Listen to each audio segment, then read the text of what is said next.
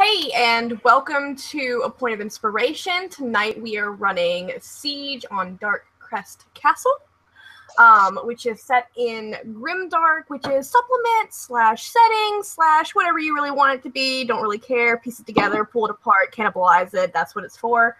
Tonight I have 3 players with me, one of which I've played with before. Simon, why don't you introduce yourself? I'm Simon. Been in like the Facebook group for some time. Don't really have anything to plug.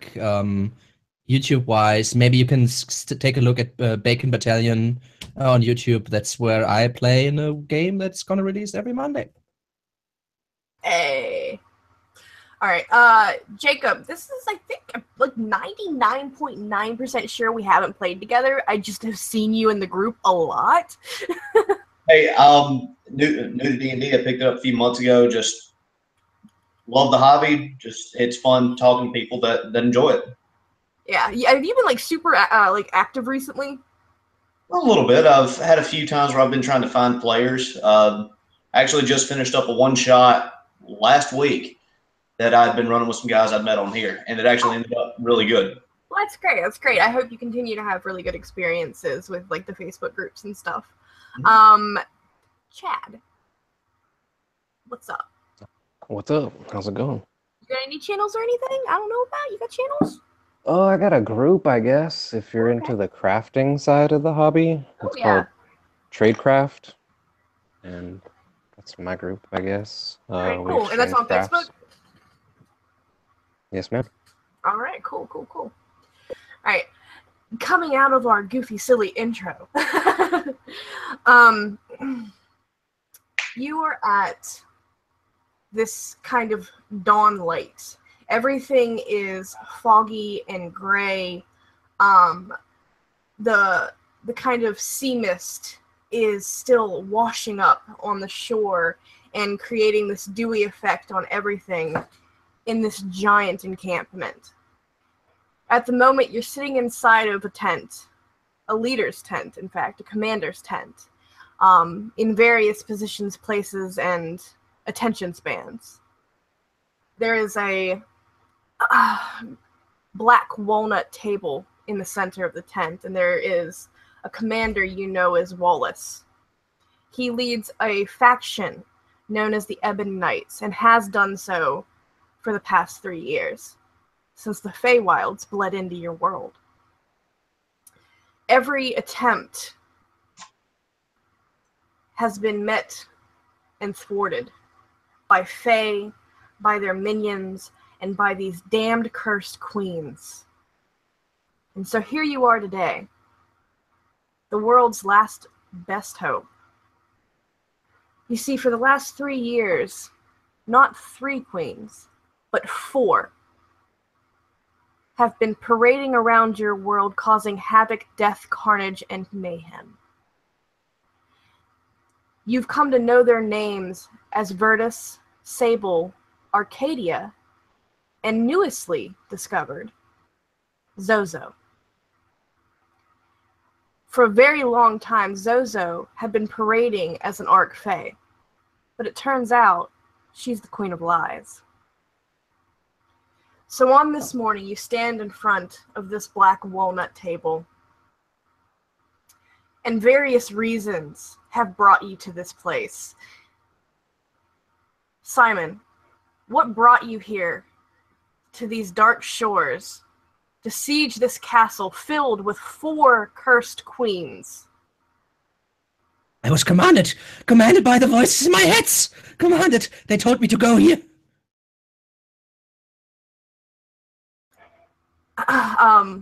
Wallace looks over at you, and he has this grim expression on his face. It's not pity, it's just this kind of sadness.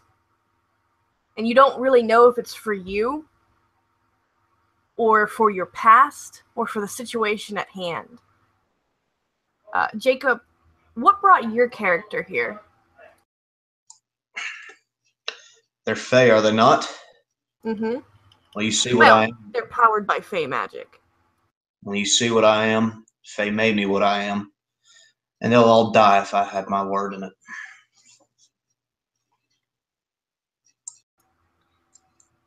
And Chad, your character, Wallace looks over at you.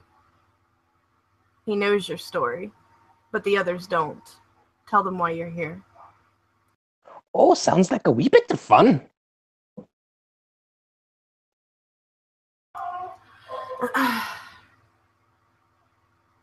He places his hands on the table and looks at this strange, ragtag almost group. Peter, you have voices and they speak to you, yes? Yes. Have they told you of Missandra? No. They told me about you. They told me to go where you say I should go. A woman walks through the tent flaps. And as she does, the sunlight is a little bit higher in the sky, and it's almost blinding. You've been in this dark tent all night, and it's just the shock of that light kind of blinds you for a second. And she comes through, and the cloth sides close. He says, well, she's here just in time. This is Melisandre, and she has extraordinary gifts at bending reality. She's a warlock. Your only shot here, the only shot for anyone, is to send you three inside of that castle. This encampment is filled with 100,000 soldiers, ready to march, to face their fiends, to face the charred guards, to face whatever creatures they could have summoned up inside of this keep. She's going to bend reality, letting just you three slip through. Will you do it? I'll do it for an exchange. If Wallace says I should go, I must go. I was told I need to go. You mentioned an exchange. Yes, just a small price. Is saving the world not enough of a reward for you? Well, it's not my world. That's your right. Tell me, since you are my only three willing, what is your price? A kiss. From who? From you, of course. Wallace looks up to the sky as if he's asking the gods why. And he comes down to his knees. You're short, right? You're a gnome? Mm-hmm. Okay.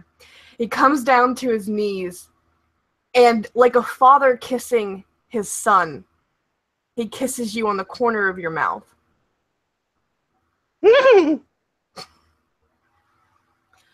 He rises back and he points out where the flaps would open up, and he says, I don't know what you're facing there, but what I do know is Verdis is the one holding our armies back. She is the one that controls the barrier. She is the Queen of Mirrors. Stop her above all others. And Melisandre has kind of stood quietly, and she has her hands cupped over each other. She's wearing this dark black cloak, and it's a little bit ratty around the edges, and you can see this just ebon black hair curling out. But you can't quite make out her features even if you look directly at her. She kind of motions with her arm outward and lifts the tent flap and motions kind of for you guys to leave the tent.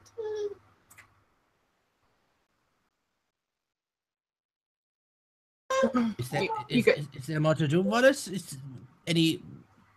Should I follow her? Yes. She'll take you to the very edge. She doesn't talk much, so you'll have to do your best to figure it out as you go. but I do know she's your only way in. The voices will tell me. They will lead me. They always do. I hope so. Yes. Yes, yes. Goodbye. And Merrick, you never said. You are willing to go. Very willing. Good. And do any of the three of you hold the power to heal? Sadly, I do not. I trained in the arts of war, not healing. All right. Then take these with you. And he hands you, we discussed this earlier, the 3 greater health potions, 1 for each of you. Outside of the tent, you are met with just this overwhelming sight of row after row of encampment tents. And this is where the last army of your world has positioned itself.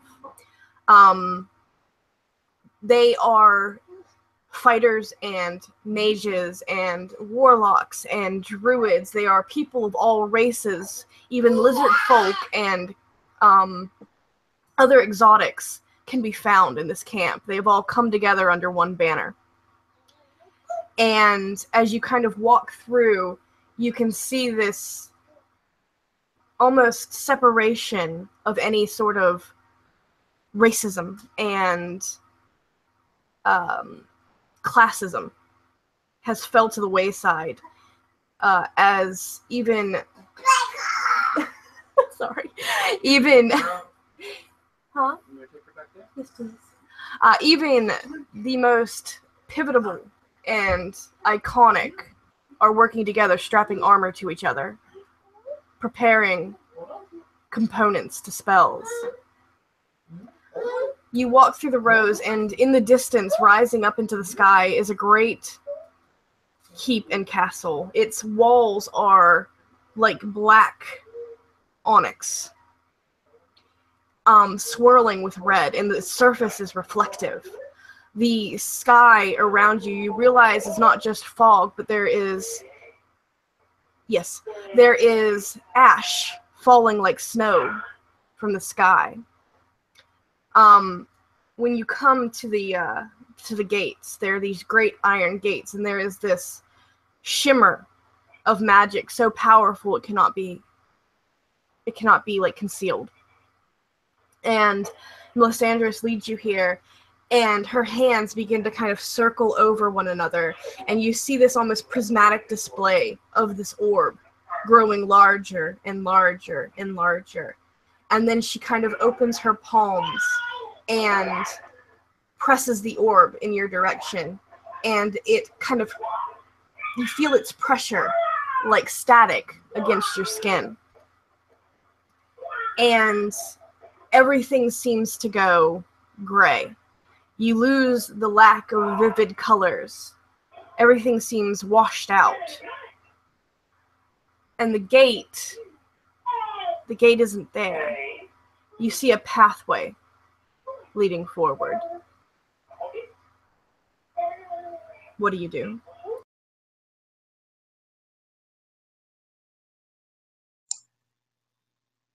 Guess we move forward. Stepping forward, you notice, kind of as you break past that gateway entrance and onto this road, there are dark trees on either side that shoot up. They're all leafless and almost decaying.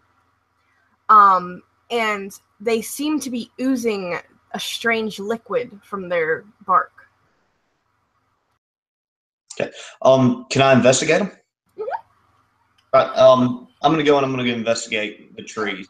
All right. Roll me a D20 and add your investigate.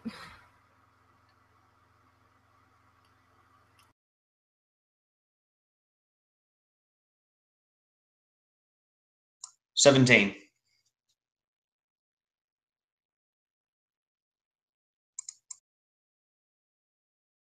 Looks nasty. I think no. Okay, we shouldn't. No, we shouldn't. Mm-mm.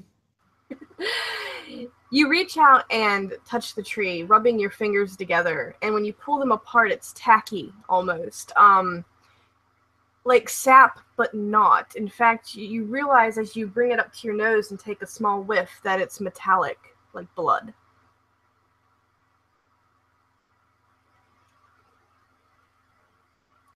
That's strange. Very, very strange.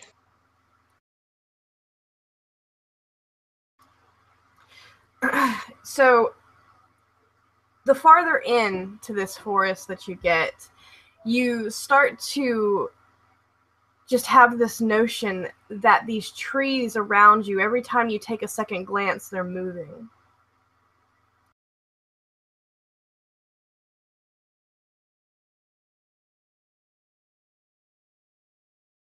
What do you guys do? What are you doing? What's up?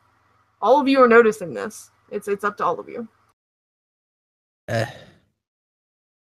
Why are we in a forest? We were supposed to go into the castle thing. This isn't good. What do you think?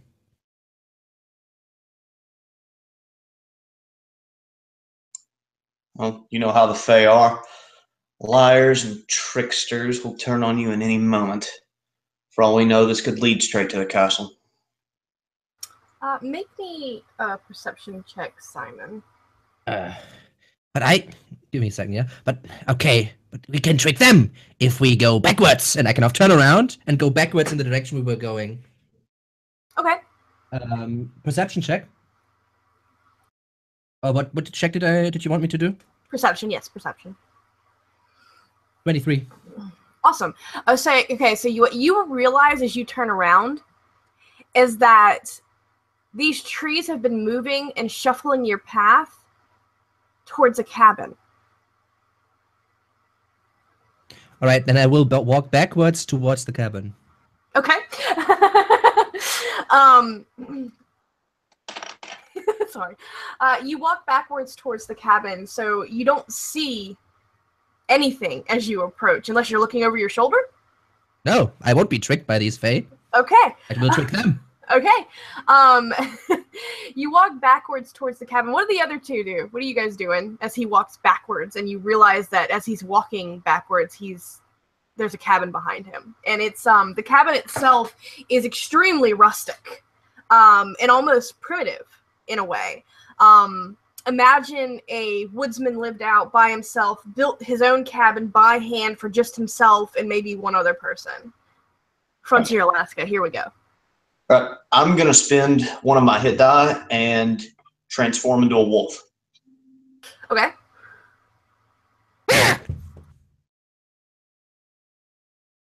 The Fae have polymorphed this poor man. And I kind of turn around and say, maybe you should walk backwards too? He made the mistake to walk directly towards them. Yes, I was told. Is it the ground? And I'll have my imp. You have your imp? Oh, he just dropped. Yeah. That's okay. So Simon, do me a favor and make a dexterity. Yes. Let's do a saving throw. Dexterity save. Okay. 23 again. Jeez. All right. So you realize, almost with this tingle at the back of your head, these voices tell you that you're about to just imagine a log, right? The log's laying there, and you're walking backwards, and you hear the voice say, "Stop." And you just deftly pick up your foot, back and up and over it, and step backwards over it as if it was nothing. However, when you do so, would you look down? I would look up, because looking down is what they would expect. Okay. When you look up into the sky, you see the ash is still falling where you are. And it's landing on your cheeks and your eyelashes and your hair and kind of piling up on your shoulders. And it seems to be getting heavier and heavier.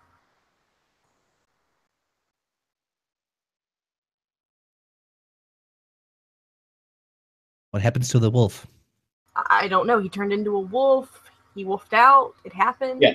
What I'm going to do is I'm going to go forward, sniffing around, see if there's see if I can pick up a scent.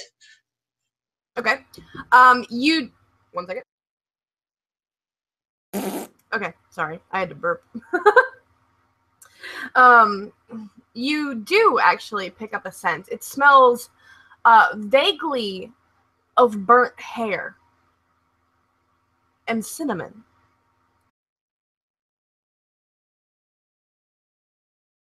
All right. I'm going to move forward to go into the cabin, and I'm going to see if there's an oven.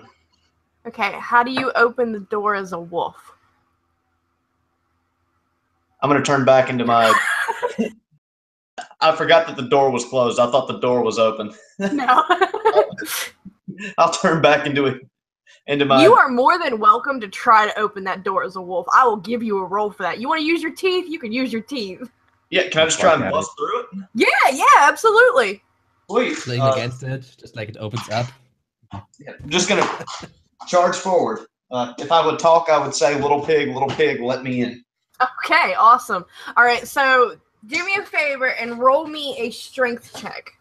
All right, Your give me DC is only going to be 13. All right, give me 1 second to get those stats for the wolf up. Just roll a d20. If you roll high enough or low enough, you already know if you succeed or not. Right, Yes, but in which case. get the modifier at least. I rolled the wrong one. I rolled a 13 exactly. Perfect. Okay, so this door kind of creaks and groans and protests at first. You kind of land against it with a but it cracks under your weight, and kind of like this just like implosion inwards makes a hole for you, basically. But it doesn't really knock the door down. It just busts through it. And when you come into the other side, you immediately see a small cot, a lit hearth, and a small child's study desk, hand-built, in the corner. I'm going to turn back into my Dompier form, and I'm going to investigate. Take a look at it.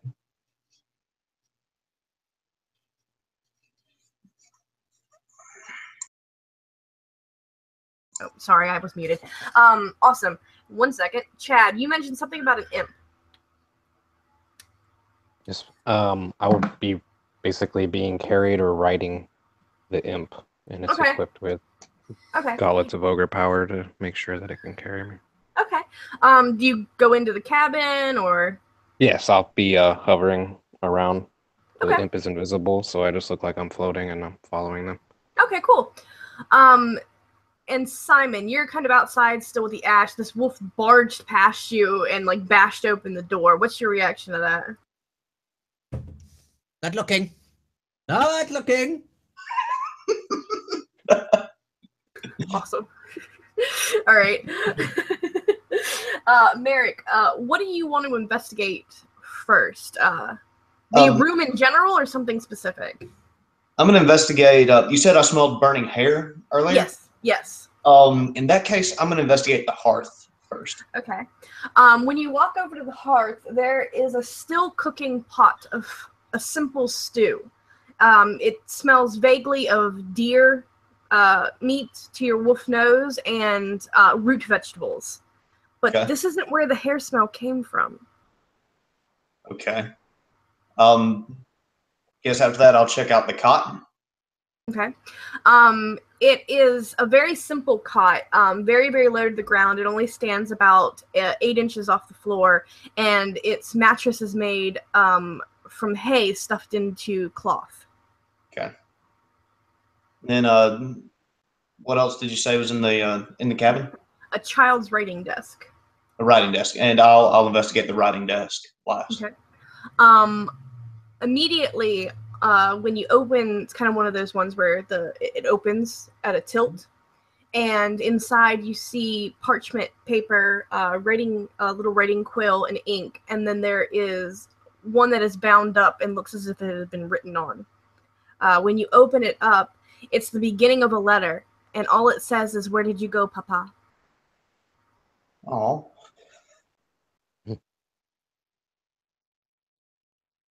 Okay. I signaled to the others that about the that I've found something that they might find interesting.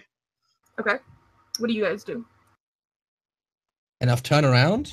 First time seeing the cottage, actually. Seeing the hole inside the improvised doggy door, I guess. Mm-hmm. Kind of look at it. Like Just slightly large. Yeah, but jump into it and kind of take a look around and draw my bow.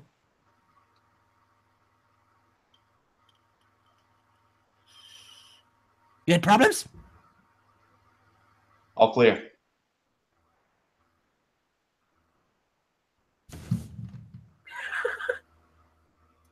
Okay.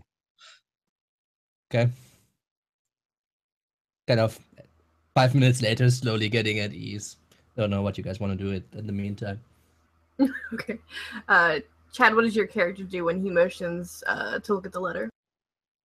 Oh, he's very intrigued. He loves to read, so he would be looking for more to read.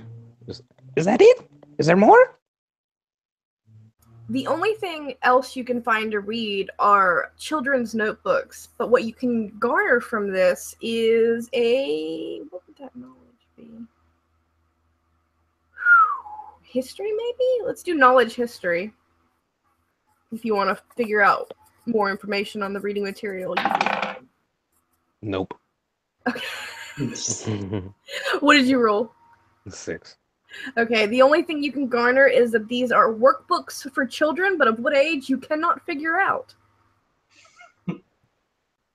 Not for the life of you. So I would you take said they were writing utensils and empty like parchment? Yes, blank parchment, like 2 or 3 of these little workbooks that he is looking over, and then the beginning of that letter. So when Peter finally kind of calms down a little bit, he kind of sees the letters and just like grabs a few letters, empty parchments, and grabs a quill and starts to write frantically. Okay, what does he write? Teddy bear, turn around. Teddy bear, touch the ground. Teddy bear, jump up high. So on and so forth. Okay. Outside. In fact, it seems directly behind the cabin almost. You hear this, you, Merrick, in your wolf form. You hear this kind of crackling sound, like twigs breaking or something collapsing, something wooden. Okay. I'm gonna make a perception check. Okay. Nope. Okay. I'd like to invoke something. Okay. I am story touched. I would like to see if I can utilize the tail finder to know if there's a fae around. Yes. Or if okay. Yes. And I have a sixth sense for picking up any small details that would otherwise implicate a fae's involvement. Okay. You notice immediately that all of this sounds like a story, a tale you once heard. A tale about Arcadia. And perhaps if you delve a little bit deeper, you'll find out her story and remember it to its fullest. I'm thinking Arcadia. Tip of the tongue. You want another check? Do you want to do... you would have to do history to go farther into that? Okay. I think it's just kind of ponder it for a little while. Try to think of where he remembers that name from. Okay. But nothing. I'm not gonna try right now. Okay. I'm gonna turn back into my regular form. Okay. And I guess step out the door and keep an eye out for any kind of danger. Okay. You got to remind me, because we talked about so many classes. Do you have the alert feature? I don't. I do have the Fae Hunter feat. Fae Hunter. What does that do exactly again? You got to remind me. It's been a long time. Yeah, Fae Hunter. Advantage on saving throws against Fae Charm and Fae Frighten. I can sense any Fae within 30 feet. And you are tingling so hard right now, all over, Spidey up senses. and down. Like you've got that neck, your hair on the back of your neck is standing on end, and you feel this deep burn in the center of your stomach. all right, I am angry. I draw my sword and I shout out, "Show yourselves, you bastards!" You hear what sounds like a child's scream from behind you. Like from behind the cabin or from. All right, I'm gonna run to the. I've got my sword and I'm gonna run around and see what it is. Okay. What do the other two do? Do we hear it as well? Oh yeah, you can hear it. As he runs out, I say, Teddy bear, turn around! And then I jump on the ground and to say, Teddy bear, touch the ground! When you do so, the back of the cabin seems to dematerialize, allowing you to see the scene outside. You see Merrick run and stop almost dead cold as a small girl of maybe... Well, no, I can't see that. A small girl of maybe 12 years old is tied to a stake and burning alive. Can I just shoot at her? Sure.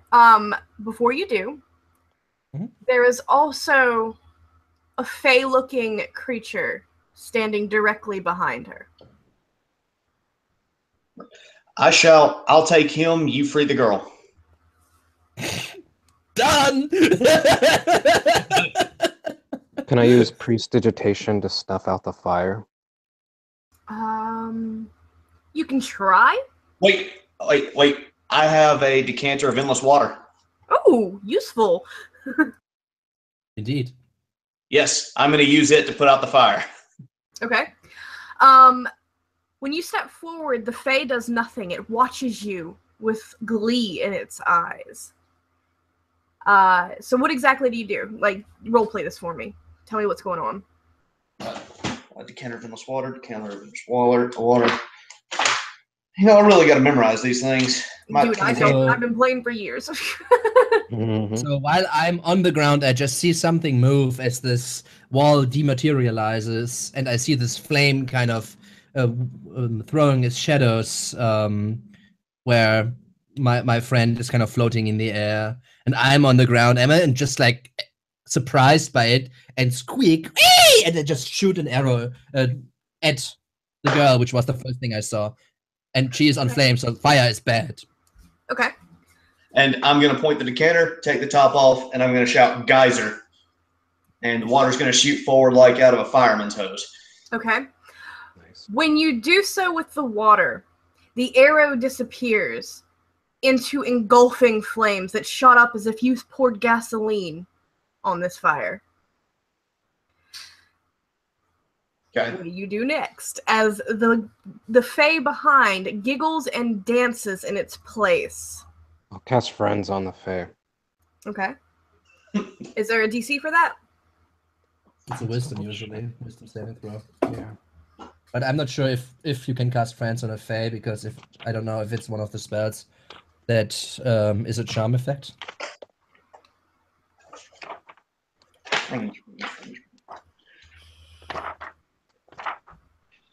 Oh, and Fae can't be charmed, that's right. Exactly. Yep. Well, no, all he's got to do is while he's got advantage on all charisma checks towards one creature. So it's used on himself. Yeah. Actually. And there was no DC? No, it's just on myself. It just gives me advantage on. Oh, okay. Yeah, you can just use it. That depends on the dungeon master. You can just use it if the target isn't hostile. So the question is if the Fae is hostile or not. No, not towards you, not in any way. So I will allow it. What do you do with that? Well, hello, friend. What is the game we're playing? Can't you tell? We're creating new. New what? New Toys? power, new imagination, new sparks, new fire. Oh, I have quite a vivid imagination. But tell me, what are you doing to this girl? I'm making her stronger. That seems to be potentially painful.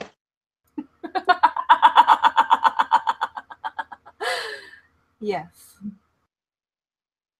Well, what did she do to you? Do to me? She did nothing to me. Well, why her? Why her? It's a good question. And real quick, Simon, you shot that arrow. Yeah. Right? Yeah. And then you see sorry, I'm gonna grab your name again. Bumble, right? Mm-hmm. You see Bumble kind of speaking back and forth to this Fae, and Merrick, you see the flames kind of. I'm gonna assume you stop pouring the water when you see this effect. Yeah. Okay. The flames have begun to die down, and when you turn, oh, go ahead. Is the child screaming and crying? No, everything went silent when the flames engulfed. And when the flames die down, you don't see a child there. The ropes have burnt away, and she's completely vanished. And the entire the twig base that was built up underneath of her, the sticks and kind of like 2 to 3 inch, kindling, has kind of turned to charcoal like rapidly. And this kind of, give me a charisma saving throw, all 3 of you. Ooh, I got an advantage.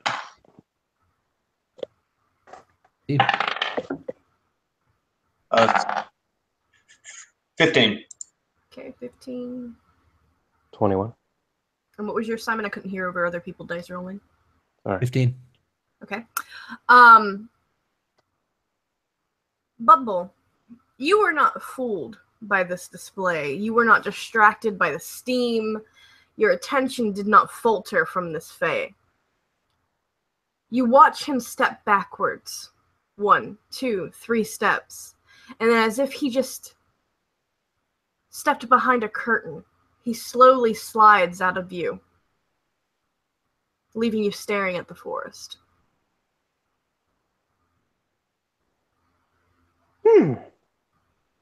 And so my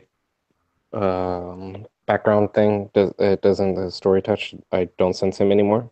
No, you do not sense him anymore. Games they play. Is there anything else for us here, my friends?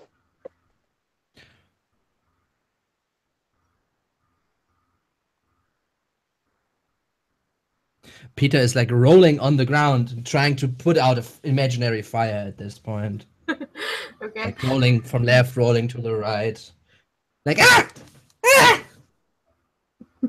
Merrick's he's going to stand there shouting in the woods for the Fae to come back. Okay. Or you can rightly kill it. Okay. As you shout, it almost seems and feels, you feel like this pain in your ear as it reverbs against your ear, as if you're in a very small confined space and it's echoing against your ears. I'm going to stop shouting then.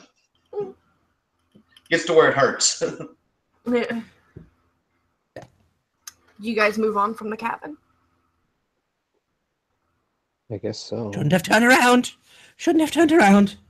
Bad idea, bad idea. Listen to the voices. Do you go back to the path or do you wander? Weren't we following the path more or less? That's how I understood it. We were following the path towards the cabin. You were, but now you're standing behind the cabin. I would want to kind of follow the. Right. Okay, so question: like before we were kind of desaturated. Mm-hmm. We were facing towards the castle, right? Mm-hmm. And Wallace told you she was going to bend reality to get you in. Right. But I still would assume that we need to go roughly that direction, even if the reality is bent or not. Sure. So can I kind of get my bearings still? You could definitely walk back to the front of the cabin and realize that had you not walked backwards and bumped into the cabin, going forward would still be forward. All right, then backwards, forwards it is.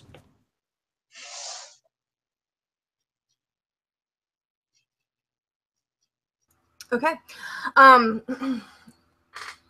It's only a few more minutes inside of these dark woods, and it kind of opens up to this courtyard.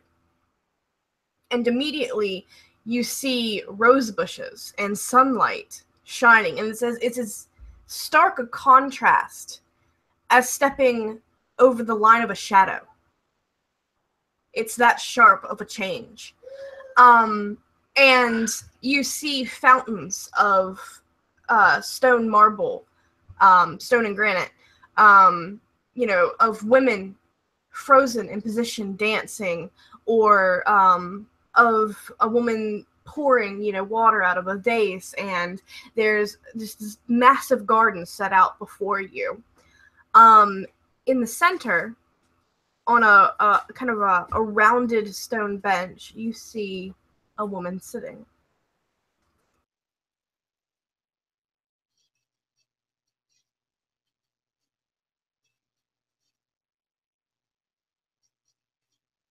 I don't see her. You're walking backwards? Yeah. Okay, so you don't see her, but the other two do.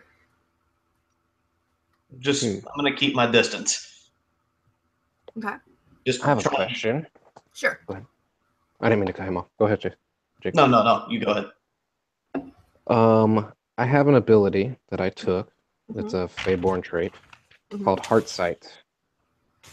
Okay. Can I use my Pack of the Chain to be able to utilize that through my imp? Tell me exactly what you're trying to gain out of this. It says you can use an action to touch a creature to learn its current emotional state. Additionally, its emotional state. Okay. And you want to put it on your imp and have your imp touch her? Is that what you're trying to do? Well, I can cast through my imp being a chain warlock. So that's an ability I have. So I don't know if I can it says I can use its senses and stuff. So I would want to try to send my invisible imp over to try to gauge. Do me a favor and roll me a flat d20. All right. 17. Okay, very good. You begin to send your imp over. You can still sense your imp or see your imp in some way, right? I can see through my imp if I wanted to. I would have to. I need to basically take over my imp, and I'm left there in order to be able to do that. Okay, so you kind of are walking through these hedges, and you kind of just, on the ones that are kind of shorter, you get a glimpse of her. And you, Merrick, see this in full detail. Yeah. A second woman approaches. She has a shard of glass or something reflective, a mirror maybe, in her hand. And it's jagged and broken off, as if somebody had smashed a mirror and taken a piece. And she walks straight up to the woman sitting on the bench and juts it into her eye. Well, that escalated quickly. Yeah. Your imp sees glimpses of this exchange happen, up and down, bobbing through the bushes.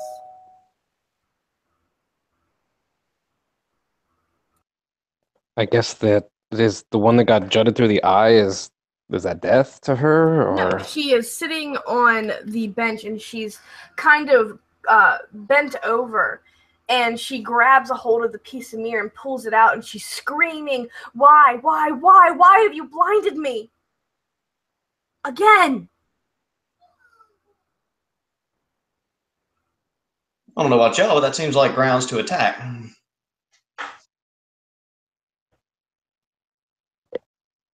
Go for I it. would try to ignore the scene and just keep going towards the direction I think is right.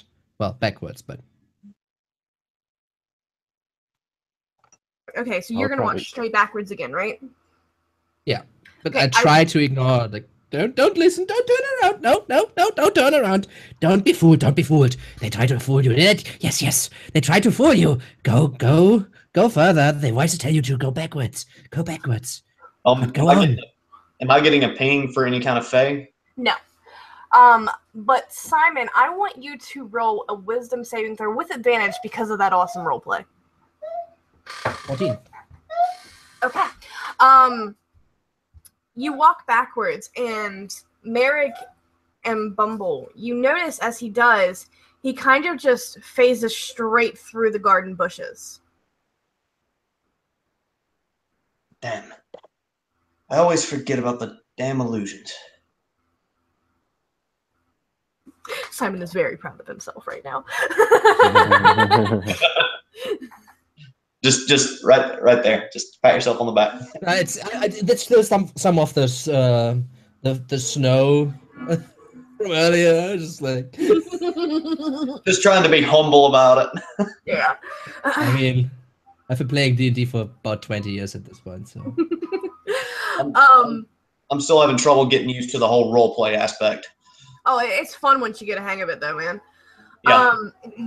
So Peter walks backwards, and his small form kind of disappears and reappears, kind of like that imp did, behind those bushes. And straight through the fountains and straight through the scene of the woman screaming on the bench. It's not until you pass her, Peter, that the scene disappears in front of you, and you see a courtyard filled with dead bushes and flowers. that looks... Don't trust them. Never trust them. Continue to go direction. Mm-hmm. By the way, how far were we away when we first started this venture? Okay, so what you have to imagine is super old school long drive, right? And you can imagine that from there, it's a relatively normal castle with the drive and the courtyards and the grand entrance and things like that. So we're talking like 5 minutes foot? Like if you would go straight? Foot. If you would go straight? If you went straight on foot, a 10-minute walk. 10-minute walk, okay. Okay. Do you two follow Peter?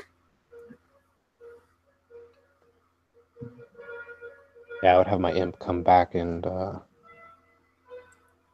are you going? Where now? Oh, every way is wrong. I'm gonna walk forward, just kind of shaking my head at my own stupidity for forgetting that Fae like to use illusions and tricks. Merrick, make me a perception check quickly. Ooh, look at that quickness. So quick. Okay. Perception check. Modifier. 21. Awesome. Nice. You notice that Peter is backing straight in to what appears to be two massive burning guards. Peter, you might want to stop. There's two guards behind you. About 5 feet. About 5 feet behind you. Okay, I will go sideways for about 15 feet and then try to go further backwards. And with that, I'm going to summon my huntsman arrow, and I'm going to shoot it at one of the guards. Okay. Roll initiative. Ooh, playtime.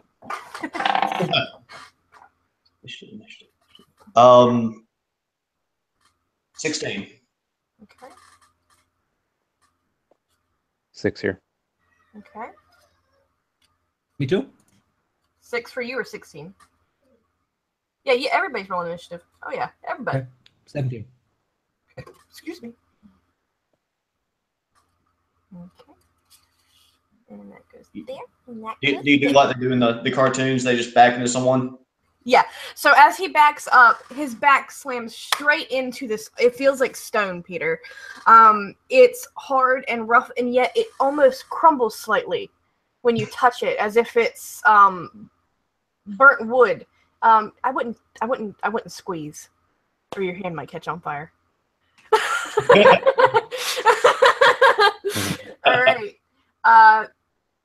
Oh, I did this backwards. You were 17, you were 16, you were 6. Got it. All right. Peter, you had a 17, correct? Mm-hmm. All right, you're up first. What do you do? Then I realize there is something. Yeah, you realize it's solid. It's hot against your back. It's almost burning. I say, Teddy bear, turn to the ground! I let myself fall onto the ground and cast invisibility on myself. Okay. And just you like slam roll against to the ground, just so you know. and roll to the side. Okay. Merrick, what do you do? All right. I'm going to pull out my decanter, and I'm going to say geyser again and try and douse them with water. Okay. All right, cool. 1 second. I'm actually going to have to pull something up for that.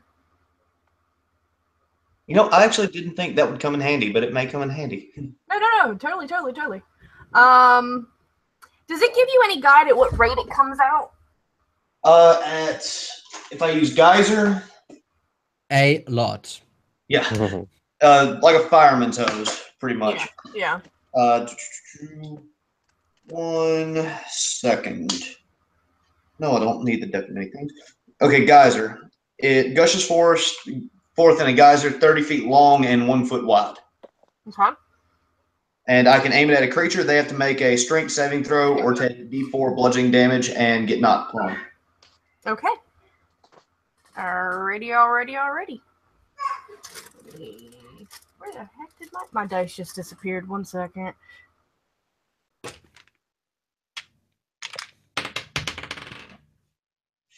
I rolled a 2. I do need to real quick, Simon. Will you roll me a quick d20? I just rolled, and I rolled a 2. Sorry. Oh, wow. Nice. Okay. So I'm guessing he's going prone. And what is your standard damage dice for one of your attacks, Merrick? For my regular attack? Yeah. 2d6.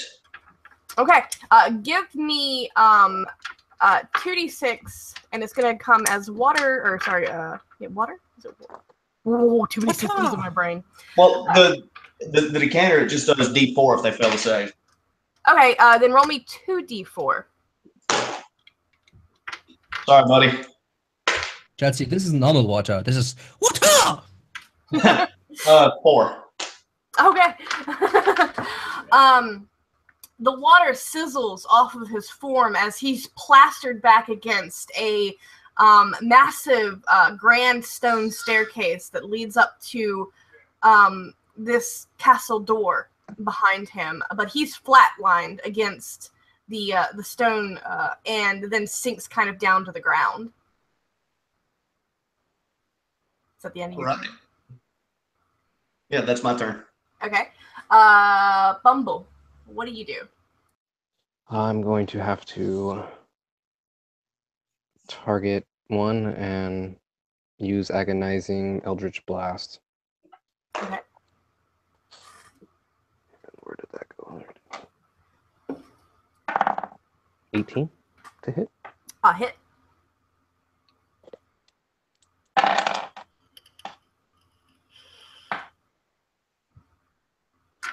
$21 damage. Okay. And will that end your turn after that, or you got some? Yeah, I'll move up higher from the ground with the imp. Okay. And then I'll cast. Oh no, I can't do that yet. Never mind. Okay. Oh no, I can do that. I'll put levitate on myself. Okay. Cool. Okay. Just for meta knowledge, I have changed the charred guards for this encounter. Just so you know. In case anybody read about the charred guards, I've changed them for this encounter. Even if I would, like, you're the GM, I don't know what I'm facing. Yeah. Even if you tell me it's a big red drake. Hey, metagaming, it's not cool. Mm-mm.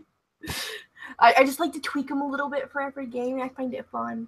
Okay, so the one. Did you hit the one on the left or right? I'll roll a d4. 1, 2 left, 3, 4 right. Okay. Left. Okay. And he's also the one that took damage. All right. So the one on the left that is prone, slowly rises to his feet. And he has, you realize, kind of looking at his kind of humanoid features, that it's almost this blank expression of a man's face.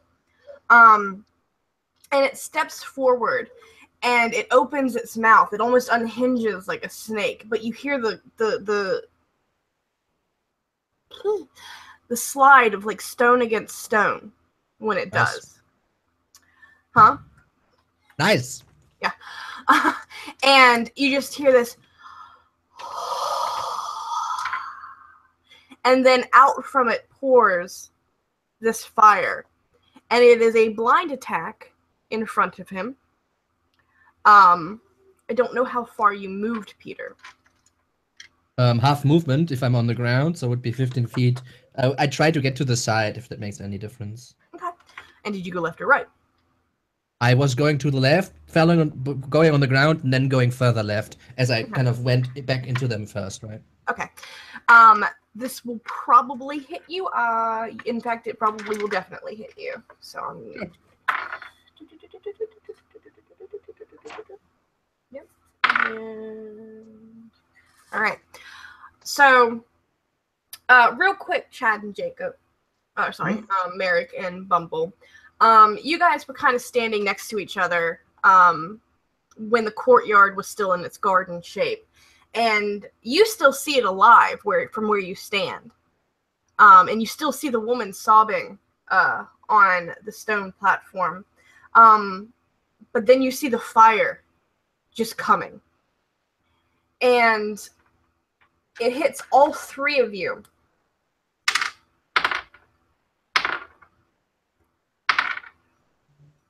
For 21 damage.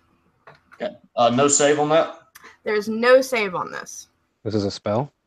This is a spell. I'm able to reflect spell-like effects back upon their users. Okay. Right, so that's already in action, never mind. So the one that hit me, or the one that I hit me with that flame attack? Yes. Okay. Okay. Just for the record, the curse in my sword triggers, and I've got to go attack and kill him. Okay. And Bumble, you said that was an action, not a reaction? It's a readied action. Okay. So I didn't perform that, so I'm not prepared. Okay. Next one. All right. The next one steps forward from his stationary position, and you kind of get this heavier sense all around you. Merrick, can you do me a favor? Yes. And can you roll me a strength save? Okay.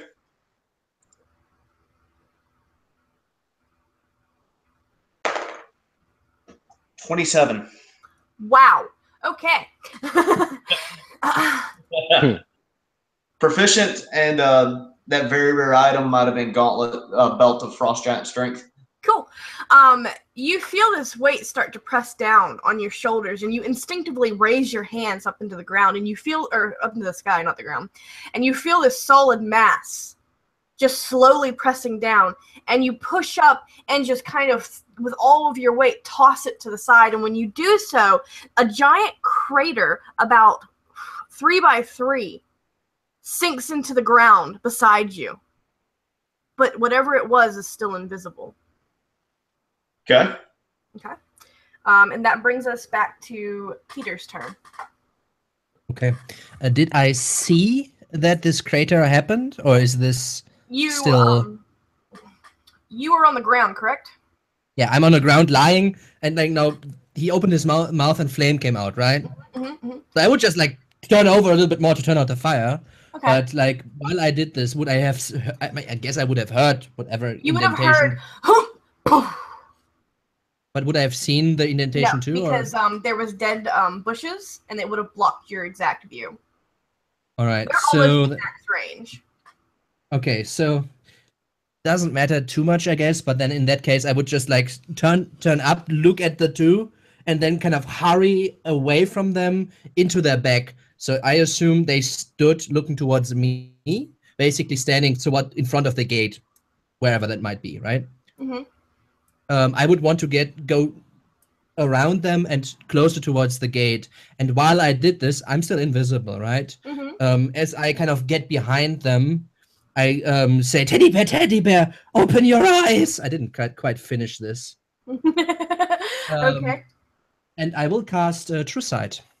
Okay, awesome. Very cool. On myself. So, are you familiar with the spell, or do I? Yeah, that gives you a vision of any magical illusions and stuff automatically like that. pays. If it's a polymorph, like a shape changer, I see the original form. Blah, blah, blah. Yep, all that stuff. People like to use it in GrimmDark a lot. So you immediately see the visage around you shift and change several times. You had already seen that the gardens had withered and died, but you also see that the stone benches have cracked and kind of in the middle and broken apart and fallen to the side on each leg. You see that the castle is coated in these black vines. There are the statues, the fountains are frozen. It's a blood red color, almost crimson, and it shines, but it's just like shards of ruby cut with like thousands and thousands of facets. And that's all like the 3 or 4 of these statue fountains throughout the garden. Mm-hmm. You see the gate at the end of the long drive, and it is still shimmering with power. We are on the other side, though? You are definitely on the other side. You are right in front of the castle doors. Okay. And you see the charred guards are still, as you saw before, they are these statues of molten and ash, just kind of like compressed together in a humanoidish form. Beyond that, nothing else seemed to be an illusion. But you're definitely in the castle's keep kind of courtyard. And I do see the 2 guardians, right? Yes. Just as okay. Yeah. I also see my 2 friends now a little bit in flames, so to speak. Okay, then I say, Medic, duck! Using my bonus action to give Bardic. By the way, yes, you see there was a giant boulder about 3 by 3, spherical. It's on the ground in a crater. Forgot about that. Okay, one. Say it. Duck! Merrick, duck! Giving Bardic Inspiration to Merrick. That's a D10. Okay. So, do I have to roll for it, or do you roll for it? No, you use it when you want. Oh, okay. You can use it for save, you can use it for ability checks, and for attack rolls. All right. I'm going to save that for saves, because my mental stats are kind of on the lower side. Whenever you feel, like you can even roll it after you rolled your first die. So you roll your d20, and then you see, I rolled a 12, I have my +5, so it might not be enough, so I decide to roll the d10 on top of it. Right. So basically, before I give you the verdict, anytime before I give you the verdict. Exactly. Right. Thank you for that. My turn? That's my turn. Okay. Yep. So just driven by my sword, because my sword is a sword of vengeance, which compels me to attack whoever damaged me last. I am going to charge forward. Sorry, getting a call. Nothing important. But I'm going to charge forward with my sword. And I'm going to take my attack against the charred guard that attacked me. All right. He's also the one that was prone and has all the damage on him right now. So go ahead and roll. If he's prone, you got advantage. Oh, no, he doesn't. He's not prone anymore. He stood up. He was prone. It's the same guy, though. I'm just trying to keep it fresh. So go ahead and roll your attack. Okay. First, 21. Is that a natural D20 or is that with the modifiers? Just asking. With the modifier. Okay. I'll let you know if it's a D20 because I have a terrible poker face. All right, that's a total hit. Okay. 14 plus 26. Ooh, wow. Okay. Do me a favor and tell me how you disintegrate this guy. Oh, so just in 2 attacks, he's dead? Oh, definitely. Okay. Can I use my third attack then to take a swing at the one next to him? Since was that 26 damage, 1 attack or 2 attacks? The The 26th one was on my second attack. Okay. That one hit killed him. Oh, wow. Yeah. Okay, so one hit killed him. I've got one more attack that I can make. Okay. So I'm going to turn to the other one. Charred guards, are they fey? No. Okay, so I'm just going to take a swing at him. Okay. Get it. First crit of the night. Yay! Okay, how are we doing it? Crit is you double your damage, but not your modifiers, right? Okay. Usually it's you double your dice, your damage dice. Yeah. So if you backstab, you double the backstab damage. If you smite, you double the smite, but you don't double the bonus, like the +5 or whatever. Okay, so 12, and then I've got a 7 modifier to damage, so 19. 19, nice. Yeah. Reason I'm asking is in the campaign I play with my roommates, we do it where your natural attack is maxed out, the natural one is maxed out, then you roll for the extra. Oh, okay, yeah. I've seen people do it like that. You critted, so tell me,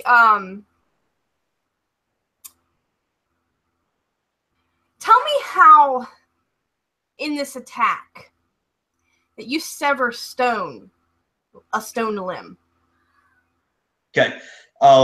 First one, I run through and I've just got my sword and I run him straight through with it. Mm-hmm. And I pull him out, and on the stroke coming out, I just spin around and I swing and cut off this other charred guard's arm. Okay, so he loses an arm. -1 arm. All right, awesome. Is that the end of your turn? Yeah. Okay. Yeah, that's gonna be it. You see all of this happen, and there's one guard remaining, and at his elbow, just slightly below his elbow onto his forearm, his arm has been severed and landed with a thud. This like stone hitting ground thud, and it kind of almost reverberated the ground under your feet slightly. It was so heavy. What do you do? Well, I'm up in the air. Oh, that's right. You are levitating. My bad. No worries. Save some for me. And I will have to cast Eldritch Blast again, with all 3 bolts hitting him. Okay. The 13. Ooh, no, just shy. All right. That's all I'll do is try to circle around to be behind the guard instead of in front of it. Okay. All right.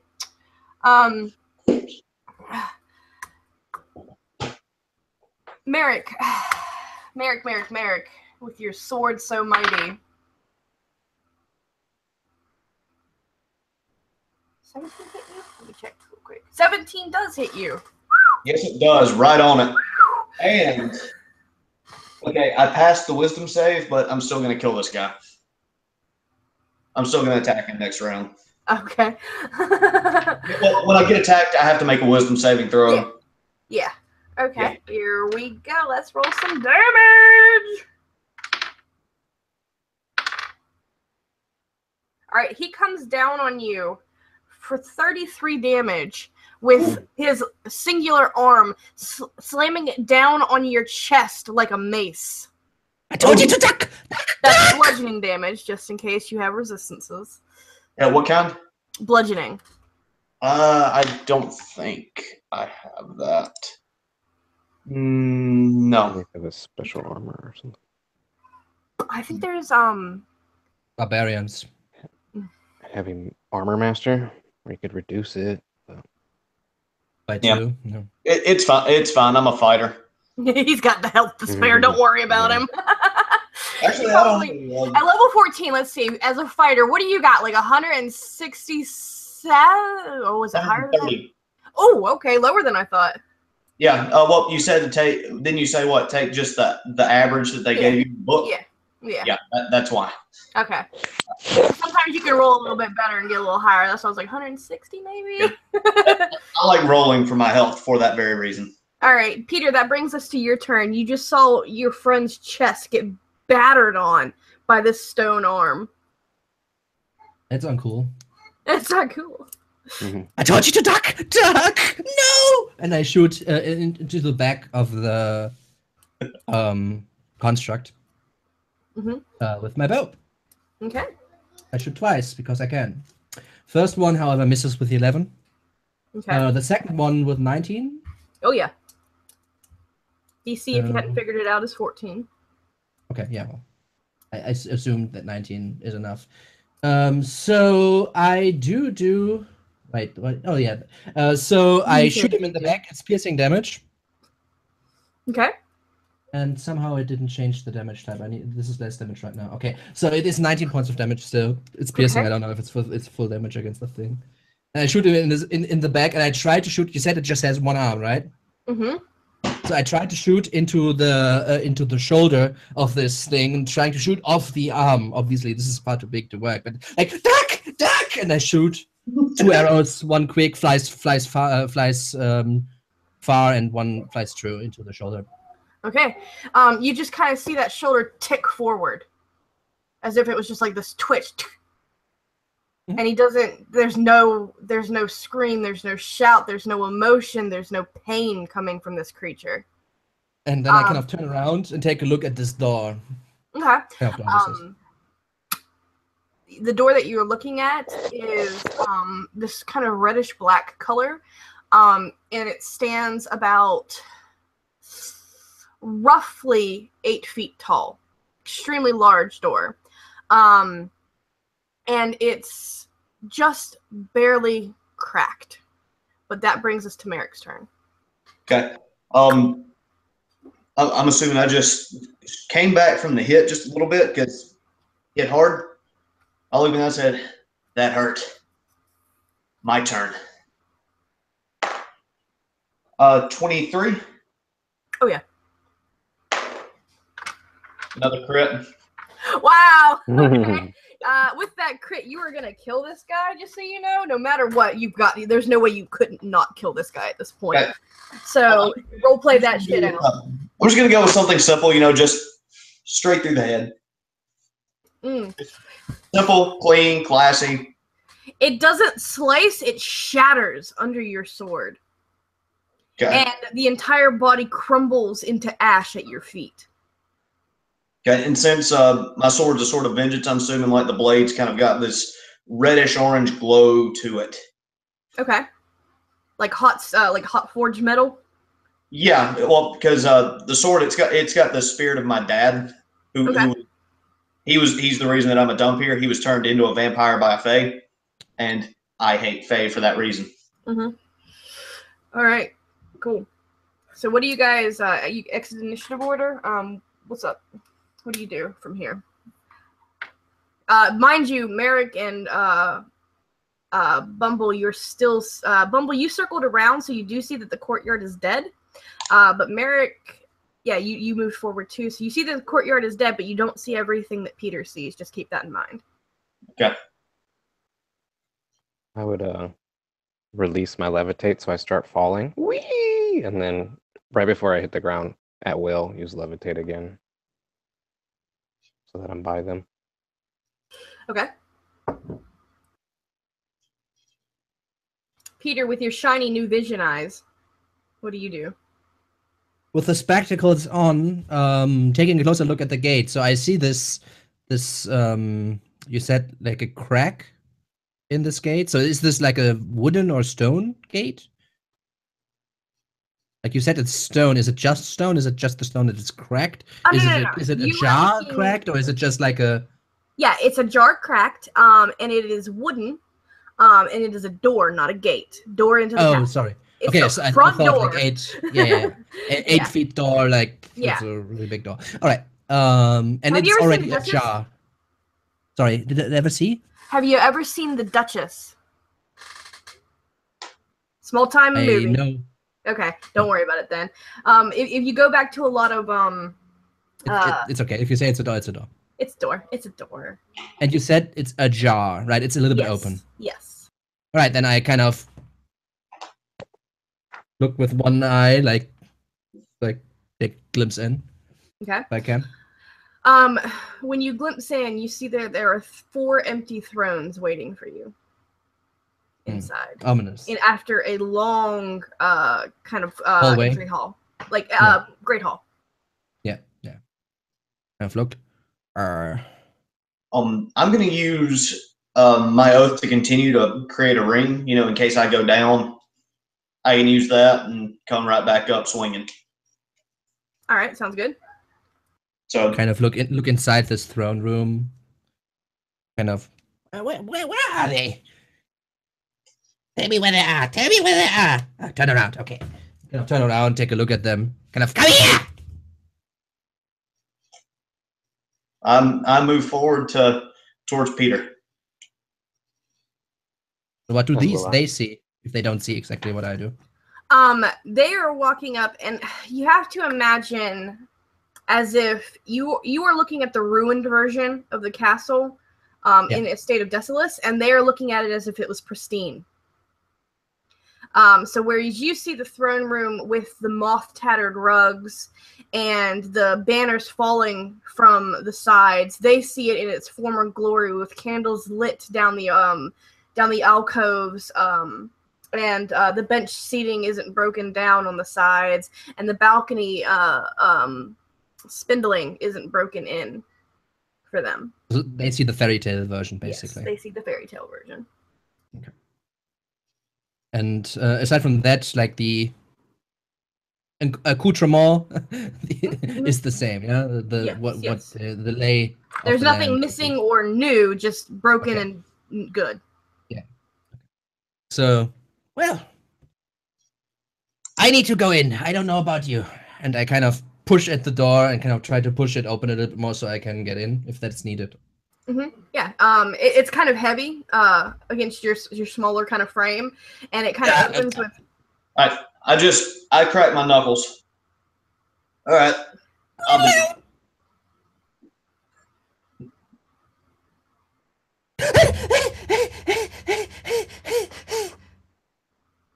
I just crack my knuckles, showing off. Make sure to show off my belt. Just let me handle this.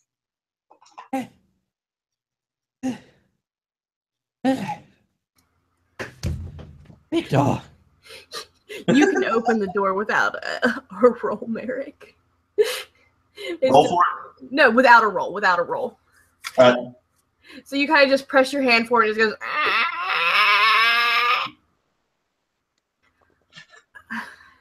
The the hall echoes against your footsteps, and as you kind of enter in and just past the alcove on the left, you can see an open passageway, not a door, an open alcove passageway that leads down a darkened hallway, and there is a door to two alcoves down the Great Hall. Okay. On the right side, sorry. Okay, so we come in, there's a room, there's two alcoves, and there's a door, two alcoves to the right.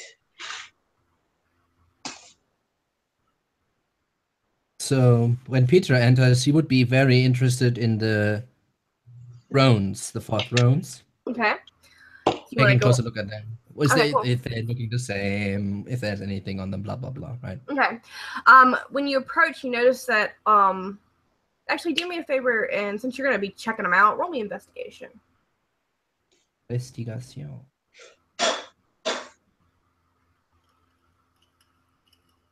13. Okay. You do notice immediately that they're all identical. No one seems greater or different. The only small variations are the kind of etchings in the back of the chair.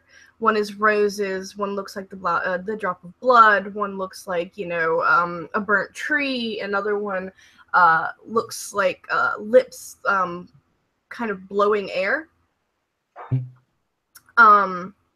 But beyond that, you don't see anything out of the normal or okay, just a setting question then. You said Wallace said that we should focus on Verdus, right? Mm-hmm. Queen of the Meres. What is a mere? Like a mere folk? Mirror, as in like a visual, like bathroom mirror, or compact mirror. Yeah. Right. Okay. Sorry. Okay. No, that's why I asked, like, because I wasn't sure at the time, but now it might be.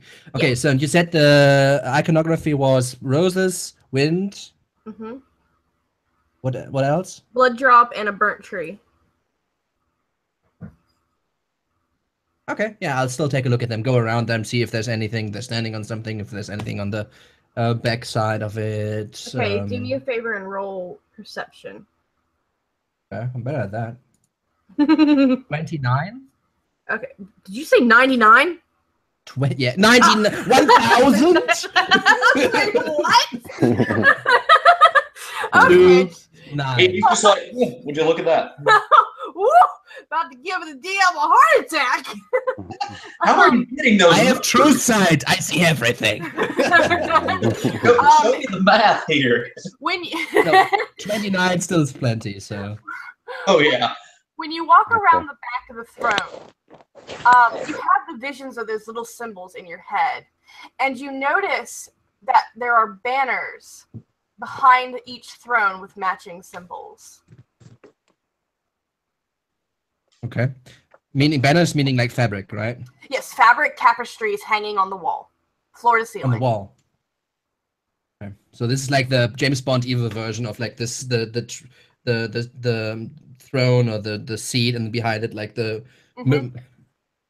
Yes, it's about a 3-foot spacing behind the thrones. Okay, and then the wall and where the fabric. Tapestries. Yes. Okay. Yeah. We'll take a closer look at the thrones, and then I'll take a look at that later. But maybe my comrades. Yeah. Beyond that, while just glancing around, the thrones yet again, encircling them, perhaps looking for switches and levers and buttons and other things that could happen. You don't find anything exciting. It's actually quite boring, and you might be slightly disappointed by that. I'd like to use my Eldritch Sight to detect magic at will. Okay. You see it all around you. Every fabric of every stitch of material matter in this room is glistening. I see the matrix. And it's illusion. Yes. Like when I think that you've seen Daredevil on Netflix, like when he first got his powers, it's just sensory overload.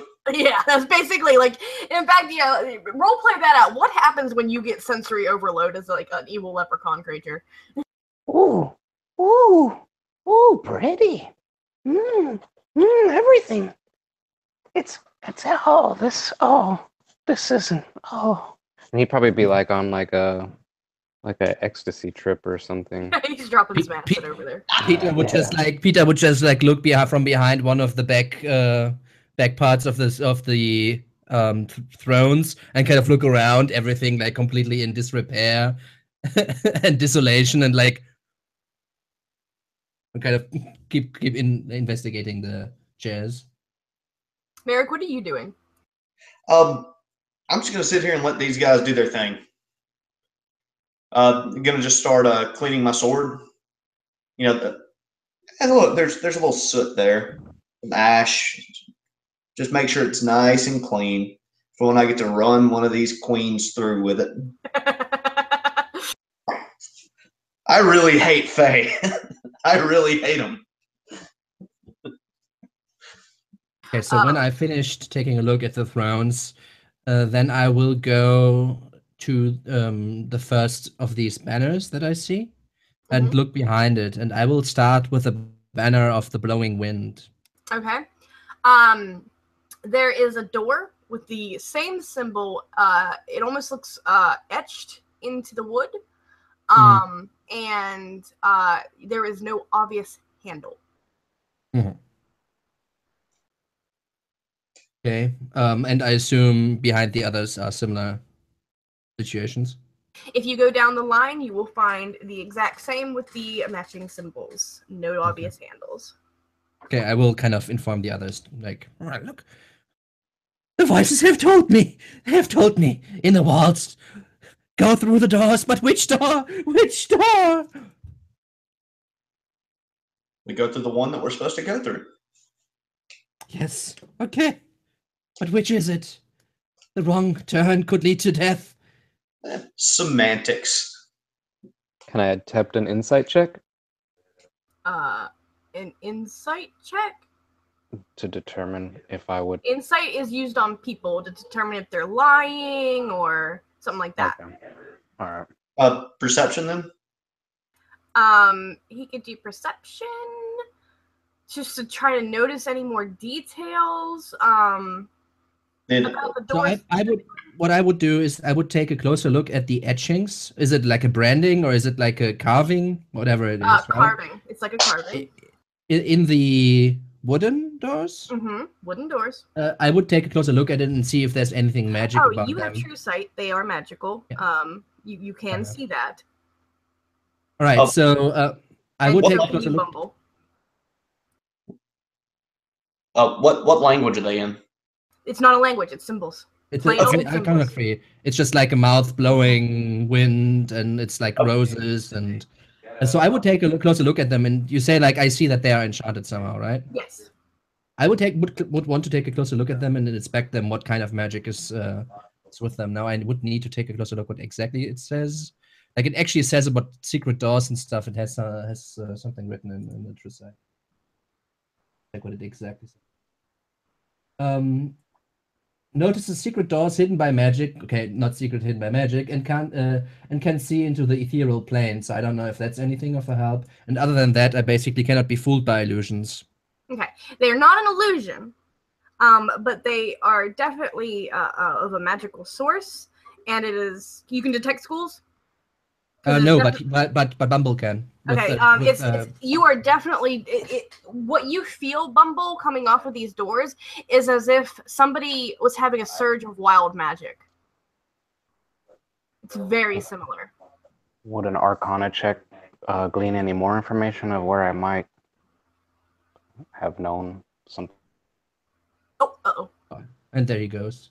Yeah, I as a player, I don't think it's correct to say like I want to roll an insight check, so I don't do this. But like that's where I was going for as well. Like to take a closer look at these icons and see if there's anything more to determine from the forming, from the carving, from the form how they are done, how old they are, if there's anything like materials in there or something like that, right? Yeah. If you're looking for like materials on there, you might perhaps notice on the door with the droplet a smear of dried blood. So the door where the blood is painted on, like carved in, I guess. It's not painted on. It almost looks as if it's carved in. Yeah, that's. Where is this droplet of blood? Because you said there's no like handle or anything. Okay. So basically, if you're looking at a standard door that's probably stands about doorways are like 4 feet or what? Tall, something like that. Feet. 2 meters. Sorry. And then at the top upper third portion of the door it's almost like a plaque, right? Okay, and that's where the thing is in. Yeah. Okay. And you notice that blood, that coagulated dried blood, is kind of just smeared at like standard human height, just on the center of the door. Okay, then I will go to the door where the blowing mouth is and blow against the door, like. Okay. And I will go to the door with the blood. I'll take my knife. I'll cut my hand and smear my hand on the door. Okay. The door that was blown on, absolutely nothing happens. But the blood door creaks open and swings open. The question is it the correct door? I don't think so. Dun, dun, dun. I'll try kissing the door with the open mouth, because that's what the character would do. Do me a favor. Strictly for roleplay, how do you react when you get a splinter in your lip?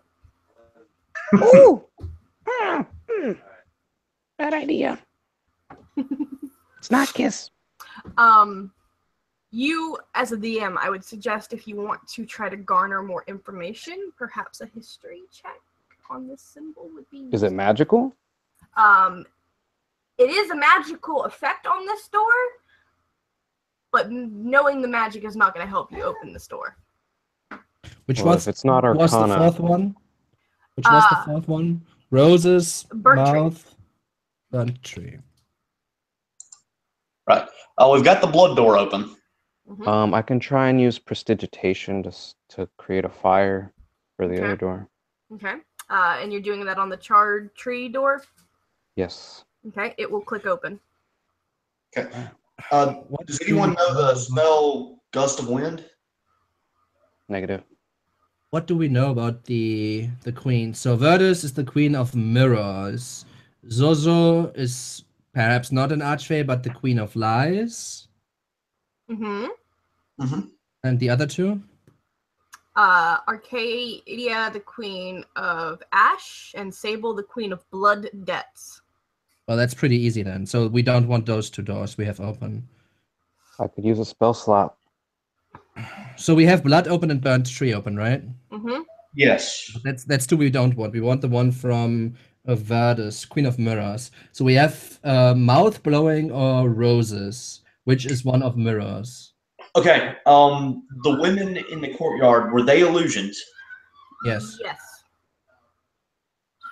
Maybe we should go back and see if there's a shard of glass. If there's a lady of mirrors, maybe a shard of glass opens one of the doors. Okay, so I will go for the roses one if that logic makes sense. They were in the rose garden after all, right? So yes. Yeah. So we want to open the one with the roses. How do we open the one with the roses? I don't The know. roses were an illusion, though, right? Merrick says he wants to go back out to the live roses were an illusion. The rose garden is still there, but dead. Merrick says he wants to go back out to the garden and look for shards of mirror. So is that what you're going to do, Merrick? Yes. Do me a favor. Go out there. Roll my... is it investigation, survival, or perception, Simon? Really, it's up to you. Like, if I search something in the wildness that has something to do with wildlife, I go with survival. Yeah. If I search like something like he does, I would probably go with investigation. Let's do investigation. I was gonna say investigation, but I was like, I'm not sure. Yeah, that's really up there. Like, I think survival gets used far too less. So for wildness stuff, I usually use survival. Yeah. Right, so I don't think I found anything. I got an 8. Okay. You still can use the D10 you have, and that's just gonna run out in 10 minutes or so. That makes it a 10. Okay. You're super lucky because you're looking for a giant shard of mirror that was stabbed into somebody's eye at some point, and it's sitting at the decrepit bench. Ta-da! Nice. I think that's just all you had to do was like lift a bit of the bench up, and it was like right there. It wasn't hard to find at all. All right. I'm going to pick up the shard of glass and I'll bring it back to the room. Okay. What do you do with the shard of glass? Or the shard of Okay. Which two doors have yet to be opened? The one with the roses and the one with the mouth blowing, and I think we want to go into the one with the roses. Okay, roses. Hey, courtyard's got dead roses. Got a mirror. Right, mouth blowing or kissing. Didn't work. Yeah, the kiss worked. Mouth blowing. Blowing and kissing did not work on that door. Okay, blowing and kissing did not work on that door. Okay, so it's just got an open mouth. It's a pair of lips blowing. Like a right when you do this. Yeah. Okay. With the little wind symbol. Yeah. I got a guess. I'm gonna guess it's like vanity. So maybe if you try and show it its own reflection. Okay, I'll hold up the shard of the mirror in front of the door. With the what symbol? With the mouth symbol. Nothing happens. I would use on the other one. We want to go through the other one anyways, right? Yeah, or do you just right? The door opens. Okay, wow. Okay. So the voices tell me we need to go in there, okay? Okay, let's listen to the crazy bard. Let's go. Voices, we need to go. The roses, the bed of roses. Yes, no, yes, we need to go. Now that we've got the door open, we're gonna take a 5-minute potty break. All right. You want to take a break? Yeah, I gotta go bathroom real bad. All yeah, right. and I need a refill, so. Sounds good. 5 minutes? Yeah, me too. Yeah. All right. I mean, I'll be back in literally 2 seconds. I'm mobile, so I'll be here. Oh, nice. Oh, my legs.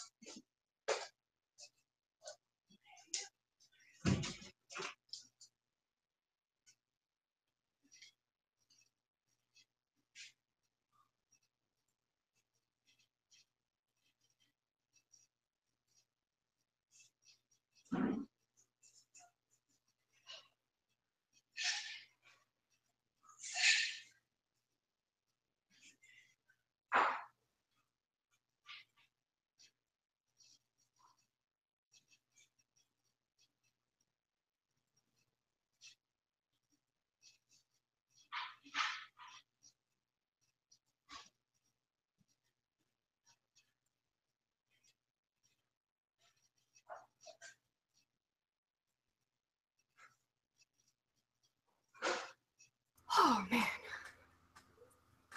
Oh man. Oh man. Oh man. Come on, guys. Seriously. Come on. Can I You just can do it. If you can do it, who can do it? You can do it. Yeah. I don't know. I want to had say cheerleading something in so English. bad, but for some reason you guys might go back to the door. For some reason you might. But I want to tell you how to open that door so bad. The one with the blowing mouth? Yeah. You can tell us after the session. I will. I mean, if we really need to go in there, I can attempt to use a dispel on it. But I mean, I if can you're get. convinced on the roses, then I mean, just like as a player, Mhm. we had like four doors, and we blood and burn tree. We can kind of say like they're at least not the one we are supposed to go after, right? So it's between blowing mouth and roses, and we were in a rose garden. And that kind of fits the description of Queen of Mirrors with the glass shot and stuff, right? So I mean, if we're getting played, we're getting played. But I don't have knowledge about the setting or anything, so I can just like. Which is fine, because you're playing as you would encountering all this stuff for the first time. Right. But my character would probably have a little bit more about this where he's living in. That's what I mean, right? So. Well, you might have been like messing with the Fae a whole bunch, but you might not have messed with the Queens a whole bunch. Sure. No, absolutely. I'm fine either way, right? This is like Yeah. I have nothing to lose, so. Yeah. I'm good to go when you guys are. I'm actually good. I just had to go to the bathroom super bad. Okay.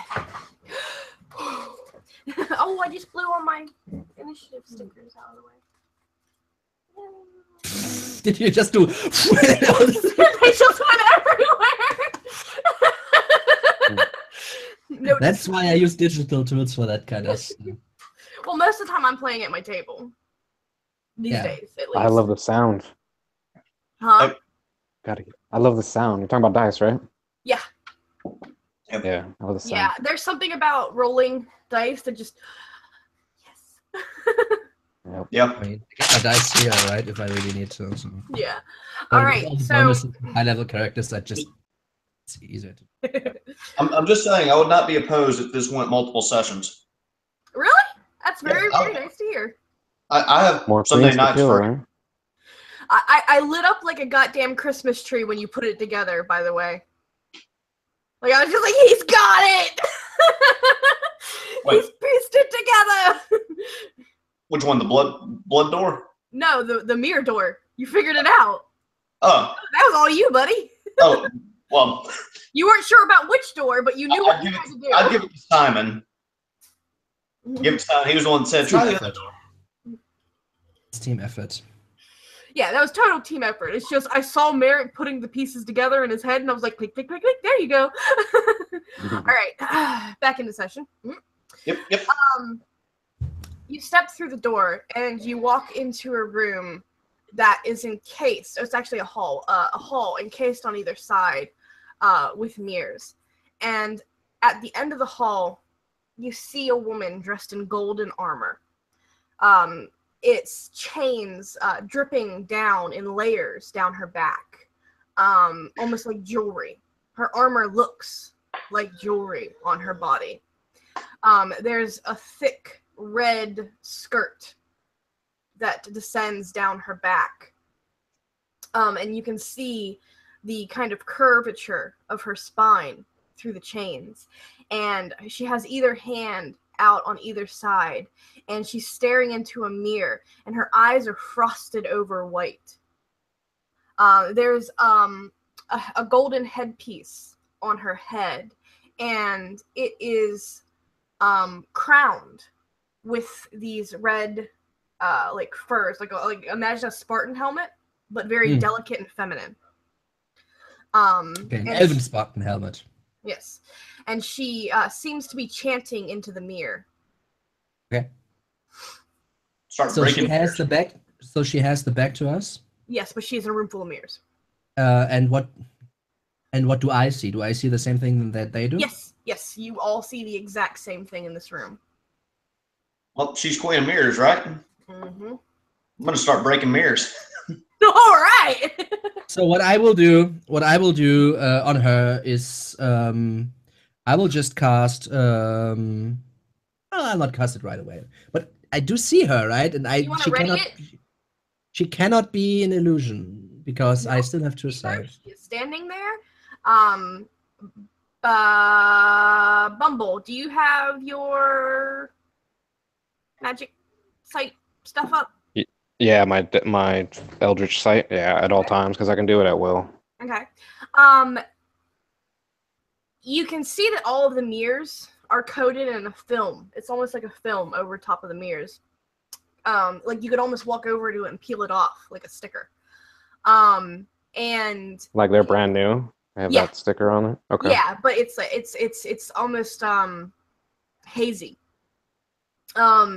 And you can immediately, and that gives you school as well, right?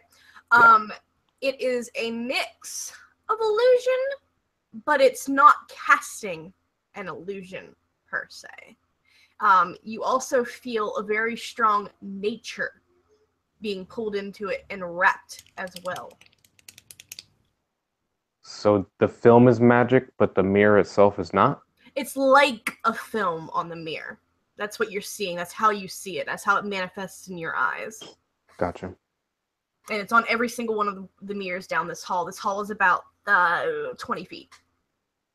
So how far away are we from her, and how big is this room? 20 feet hallway, 20 feet long by about 6 feet wide.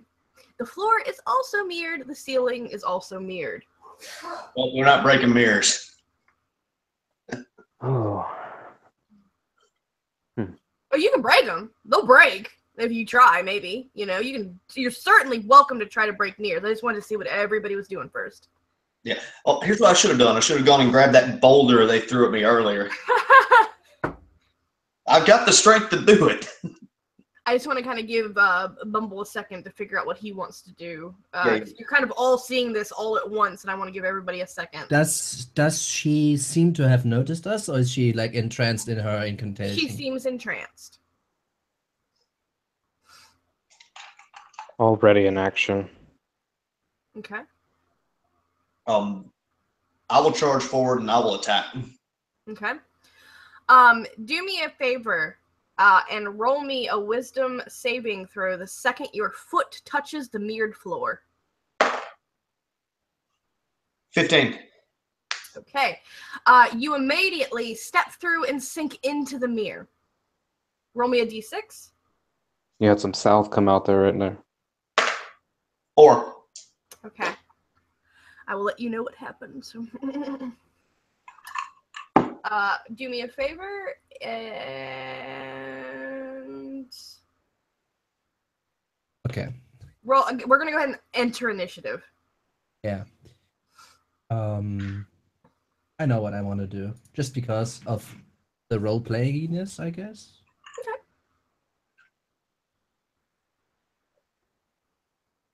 Okay. Let me know your initiative rolls as you get them. 24. 13. Okay, 24. 13.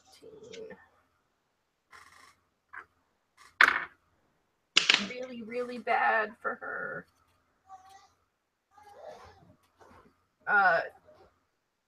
Bumble, what was your roll? 18. 18, so you will be ahead of Merrick. Let's go. All right, Simon. So one more question once again. The mirrored part of the hallway, how deep is it? Like if I imagine her standing at the end of it. Okay, you open this door, everything you see is a mirror from floor to ceiling and wall. Okay, so the entire hallway. Yes. Okay. Room of mirrors, quite literally, a hall of mirrors. Yes. She stands at the far end. Mm-hmm. Because this is not like rectangular, this is like a Yes. hallway, right? Yes. And how far away is she from me then? 20 feet. 20 feet, all right. That makes it rather easy. Mm-hmm. So I will cast a silence. Okay. And I will silence the entire hallway. The entire hallway? So you're it's a 20 radius, so it's like 20 foot, like not 20 foot, 20. Yeah. So I can cast it like at the end of the mirror, and I just like I can speak, but in front of me, then it turns out, right? If it's 20 foot deep in. Okay. She stops chanting immediately. Well, she needs to. Yeah. and turns around. Is that the end of your turn? That's my action. As a bonus action, I will cast a different spell, and Bumble, who is the only one who is with me at this point anymore, right? Would see that the quiver where I draw my arrows out kind of starts to glow a little bit. Okay. But that's it. And then I will duck behind the door. Get out of sight. Okay. Duck! Yeah. But that's the end, yeah. Okay.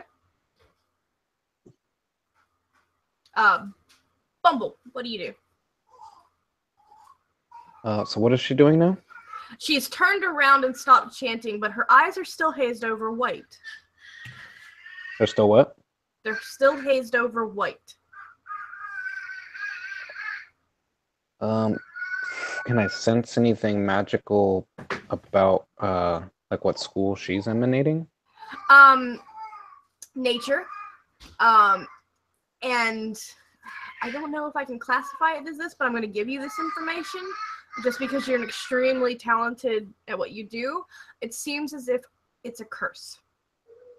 Ooh. It seems she may not be herself, per se. Let us see. And I will attempt to I don't know if that works on curses to dispel the magic. No, I believe it's remove curse is a whole separate thing. Yeah, it is. It's a cleric type thing. I'm not gonna do that then. I'll just ready an action and do my at will stuff with levitate and stuff. Okay. That brings us to Merrick. Your legs are stuck in a mirror. It's like quicksand. What you up to? So I'm kind of like a half a man. No, like down to your knees. Okay. I'm gonna summon my huntsman bolt. Okay. And I'm gonna use 3 hit die to use the oath to kill. Mm-hmm. So if I hit her, it's considered a critical. Okay. Does an 18 hit? An 18 does hit. Oh, nice. So that's going to be 2d8. And you can It's going to be 5 plus 12 damage. Okay. Where'd my pen go? I lost my pen. You can thank a certain little dispeller over there, silencer, for that one too. Or a lot of it. And then I take 8 points of damage. Okay. Oh wow. Okay. Yeah, because when you use the 3 hit die, lose it. You go pew pew. Is that end your turn? I'm gonna try and use my movement to pull myself out of the mirror. Not with movement. Oh well. wait. Let's see. How would that work? In my DM brain, how would I allow this? Do me a favor. Okay. And roll me a strength check. All right. I need you to, and you probably will easily beat a 14. Yeah. Okay. The glass shatters as you try to lift yourself out of it. Okay. And it's left in jagged pieces at your legs. Doing so, you take, wow, that's so sad, 1 point of damage. Oh, wait. Womp womp. What would you look at that? You got a little nick. Just- Oh, Okay. fresh broken mirrors are quite. Wait, would that trigger my my curse? Mhm. Nah, unless you're gonna start smashing the mirrors again. I mean, would you need to kill the fire if you burn yourself? I don't know. It's D&D, man. Like, what happens if a dog bites you? Die, filthy beast! I feel so bad. You gotta pass or fail, I guess.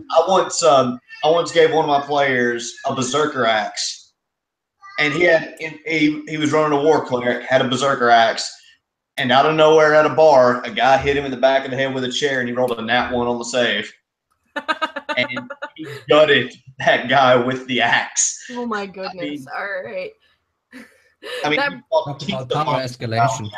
Yeah, that brings us to Vertus's turn, and you can easily recognize that this is the Queen of Mirrors standing in front of you. If I hadn't mentioned it already, Well, kind of got that from the Hall of Mirrors. I just figured I'd just make sure I stated it out loud.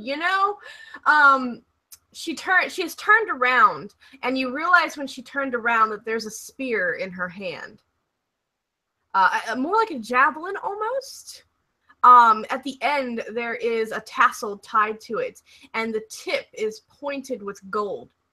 And there are 4 kind of spikes going around the side, and she just lifts her hand and javelin tosses this straight at Merrick. Okay. With a nat 20. My armor is adamantine, so it's normal damage. Okay.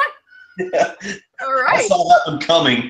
All right, man. Taking the glory from Vertus. All right. Okay. I'm sorry. All right. Oh, That's, this is gonna hurt. 25. 25. Yeah. All right. Wisdom saving throw. I pass. Okay. She also uses her movement to begin walking at a slow pace down the hallway. She seems in no great rush. She has a smile playing at her lips, and her eyes frost over and glint with that eerie white haze. She pulls a small dagger from her belt, and she looks at you, Merrick, and begins to walk right past you. Past me? Yes, this will provoke an attack of opportunity if you wish to monopolize on it. Will it be 1 attack of opportunity, or will I use all 3 of my attacks? No, you just get 1 attack, regular melee attack of opportunity. like, if you play by rules by written, by the way, 5th edition at least, even if you ready an action for an attack, you just get 1 attack because how it's written. Yeah. Okay. 17. Okay. That is right on the money. 4. Was that 2d6? 2d6 plus 7. For 12 damage. 12 damage. All right. I lost my pen again. How do I keep doing this? All right. All right. Now I'm gonna do This some. pen? Yes. How did you get it? All right. She continues walking past you. You slice your sword into her thigh, and this almost quicksilver-like fluid flows from her thigh in that cut and drips down her leg as she walks. We need a cleric. She steps from the doorway. Her head turns, I think you're to the right, Simon? Wherever you want me. She looks to the right, and she still has that smile on her face as she looks down at you. You can hear the chink of the chains with every step she takes. She's barefooted as well. And that brings us to your turn, Peter. As she looks at me, I say, Teddy bear, close your eyes! And I will cast blindness on her. Okay. I love that. This is going to be super awkward. Don't look at me, bitch! That's a Constitution saving throw. You're going to need to make that Constitution saving throw. All right. I pass my own Constitution saving throw. Okay. You do not go blind. Does anything happen to her? Oh, no. she's the only thing you notice when you cast, it's like a spell, right? Blindness, yeah. deafness. Her eyes kind of shimmer because you remember she stepped out of that field of silence. Yeah. Her eyes kind of shimmer and reflect, and you see yourself in them for a moment. You cast your own save. Okay. Then I click my boots together, and we are still in the. We are now in the throne room, right? Yes, you're standing kind of in between the thrones in this very small area. All right. Then I click together my boots 3 times and jump into the air and start flying up in the air away from her. Okay. Yeah, that's my turn. Okay. I will inspire myself. Okay. Bumble, it's your turn. She is standing kind of just to the side of you, not looking at you. Her back is to you at the moment. What do you do?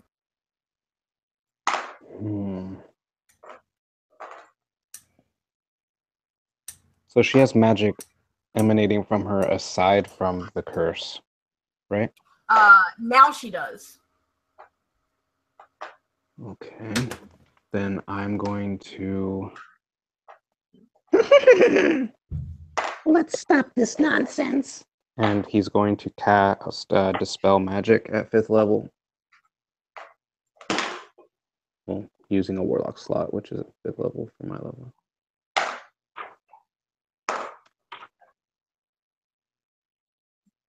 So if a spell is 5th level or lower, it would be automatically dispelled. Otherwise, it has to overcome. It's a roll-off. Yeah.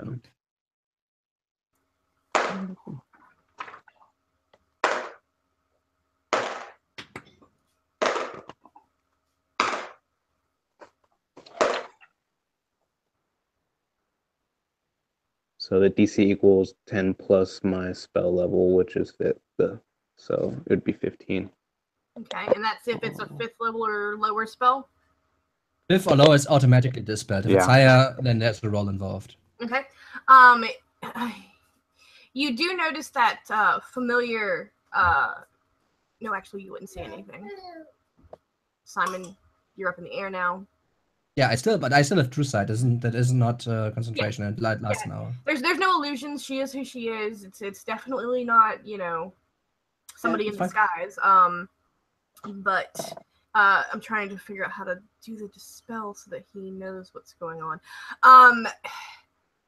There is this kind of quake that goes through her body, and it feels like a vibration bouncing back at you. Is that the end of your turn? Yeah, that's okay. all I can do. Okay. No, it was super useful. You have no idea. All right. Merrick. I muted you because you were rolling dice all the time, and it was kind of loud, so you need to.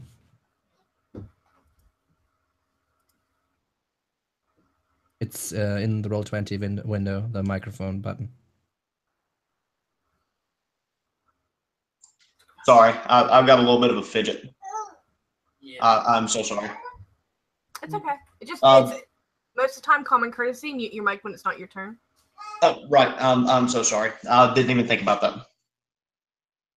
I'm going to move forward and I'm going to swing at her. Okay. So,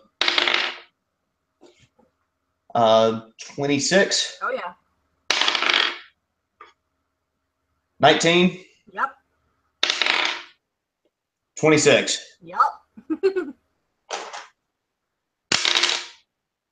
Okay. I'm just going to write this down and then add it all up. Yep, go ahead. Okay, so 11. Then I rolled a 1 on that. No, I can't. Question: the great weapon fighting style. Roll a 1 or 2. You can reroll a damage and must take the new roll. Yes. So if it's a die roll that uses 2 die, I can still use that. Yeah. Okay. You can use it on either die or on both dice. So what? So if you have 2d6 and you roll 2 1s, you can re-roll both dice. And if you just roll 1 1, you can roll. And you roll a 6, you can just re-roll the 1. But the second roll always sticks. So if you roll a 1 again, then you have the 1. Okay. So yeah. Second one I got a 4. Third one 11. So that's going to be 22 plus 17. 22 plus 17. That would be 39. Okay. And then for my bonus action, I'm going to use my action surge and attack again. Okay. So What you do? that's a miss with a 15. Oh yeah, that one's gonna miss. 17 off the table. And 28. Okay, both hit. Okay, 6 plus 7 is 13.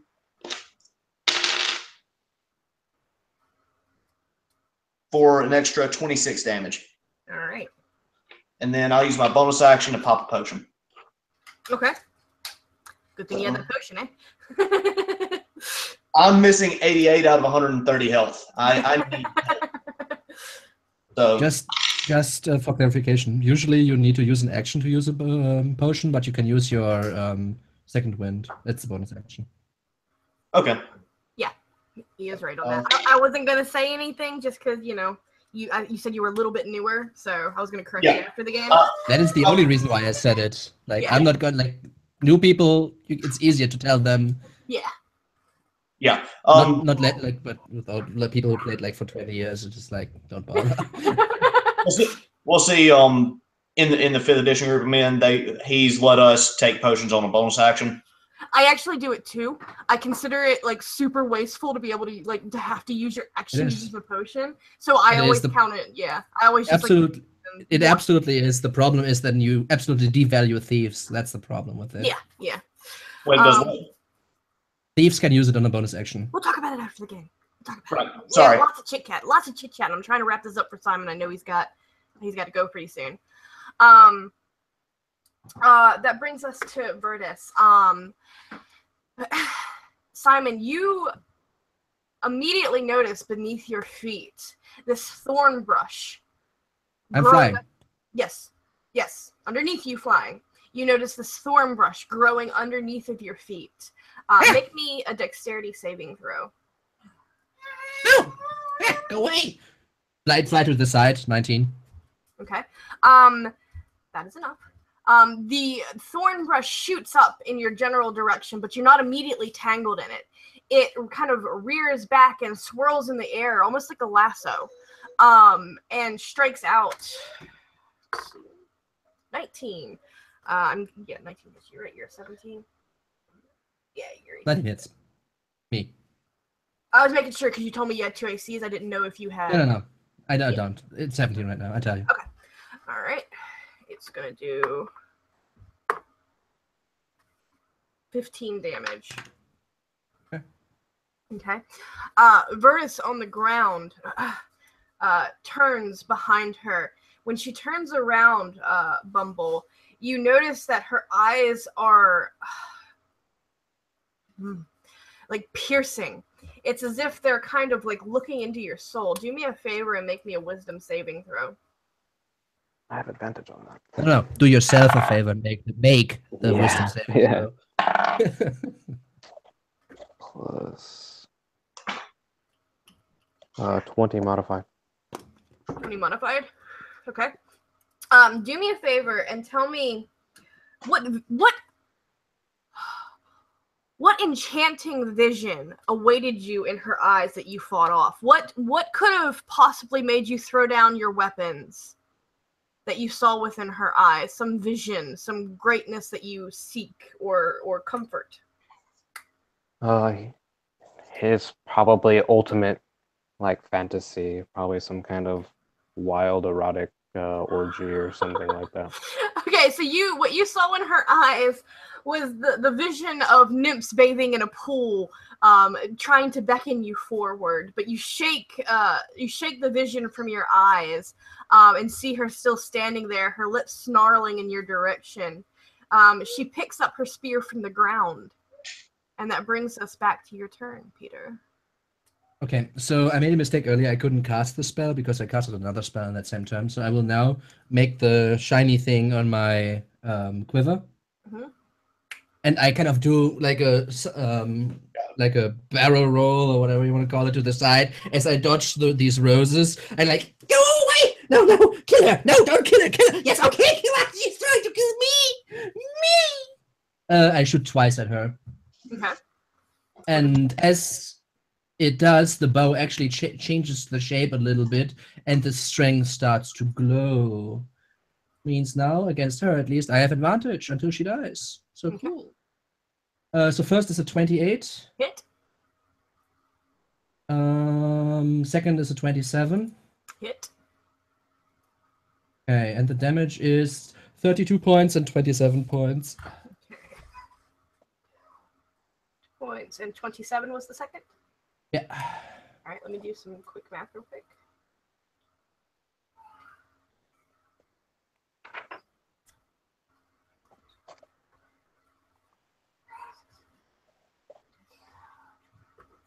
Okay.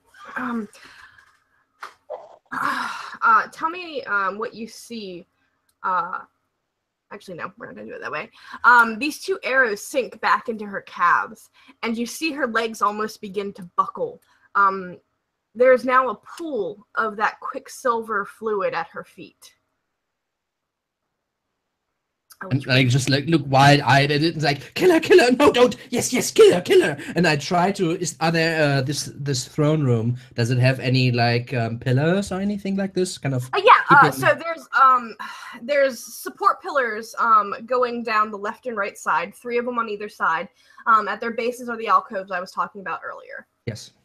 So I would try then to fly up again and behind one of the pillars to kind of avert her gaze. And at this point, I should be 60 feet away from her. Okay. So, and you're about 50 feet from. Well, you can't actually go 60 feet because the room's not that big. I'm just meaning 30 feet from the first one, whatever, right? Yeah. You're where you want to be, in the best place you could possibly be. Yeah. Away and hidden and tucked away.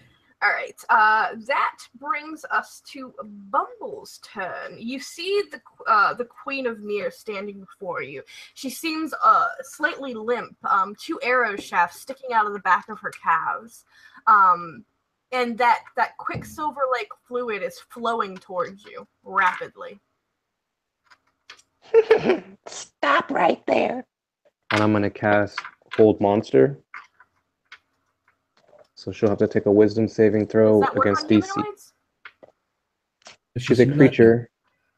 Choose a creature that you can see within range. The target must succeed on a wisdom saving throw. Some of them say beasts, some of them say, Right, no, this is the best one. It's just humanoids, right? Yeah. And the monster one is basically this level 5 or 6. It's a lot better. Yeah, okay. Alright, so what am I doing? DC 18 wisdom. DC 18 wisdom. Oh, horrible roll for her. You are holding 100%. And that'll take my concentration, and I don't have a bonus action, so. Okay. But she's paralyzed. Yes, Merrick, you see the queen paralyzed. She's almost laying limp in this paralyzing hold. What do you do? To make up my mistake from earlier, I will now take my potion on my action.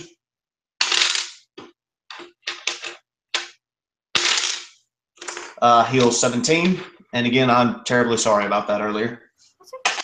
It happens. I have been playing for years, and I don't know what half the spells do. Seriously. Do you have an action surge, bonus action, anything else?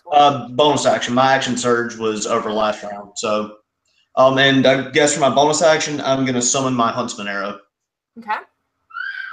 And that's just a summon. It doesn't get to attack right away, right? Right. I can attack with it using my action, but I can't use my action this turn. Okay. Bumble, wait, she's holding. She can't do anything right now, right? Paralyzed? Paralyzed. At the end of her turn, she can make another save. Okay. Yep. Does that count for spell casting, Simon? What? She's paralyzed. Then she can't move her lips. A paralyzed creature is incapacitated, can't move, speak. Can't move or speak. The creature automatically fails strength and dex saving throws, and if attack rolls hit her, have advantage and get automatically critted. Okay. All right, I've got a 24 on that break. How's that, Bumble? Yeah, 18 still. Okay. So she breaks free and kind of shakes it off, and she kind of staggers herself in place and straightens her shoulders and almost as if a rod just kind of strengthened her back. Peter. Okay, so now I kind of look around and see her just like break free from the spell and say like, no, kill her, don't let her kill you. We must stop her, yes. Wallace said stop her. Okay, and I shoot, and this time I can shoot 4 times at her. Okay. Because of Swift Quiver. So first attack is 16 AC. Sorry, what was that? Kid drama. 16 AC? No, does not hit. Okay, second one is 20, then 28, and then 22. Yes, all 3. That's 27 points, 33 points, and 35 points. Oh god, let me get my pen out.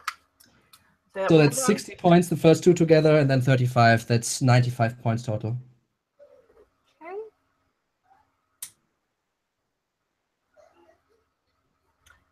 Tell me how you killed the Queen of Mirrors.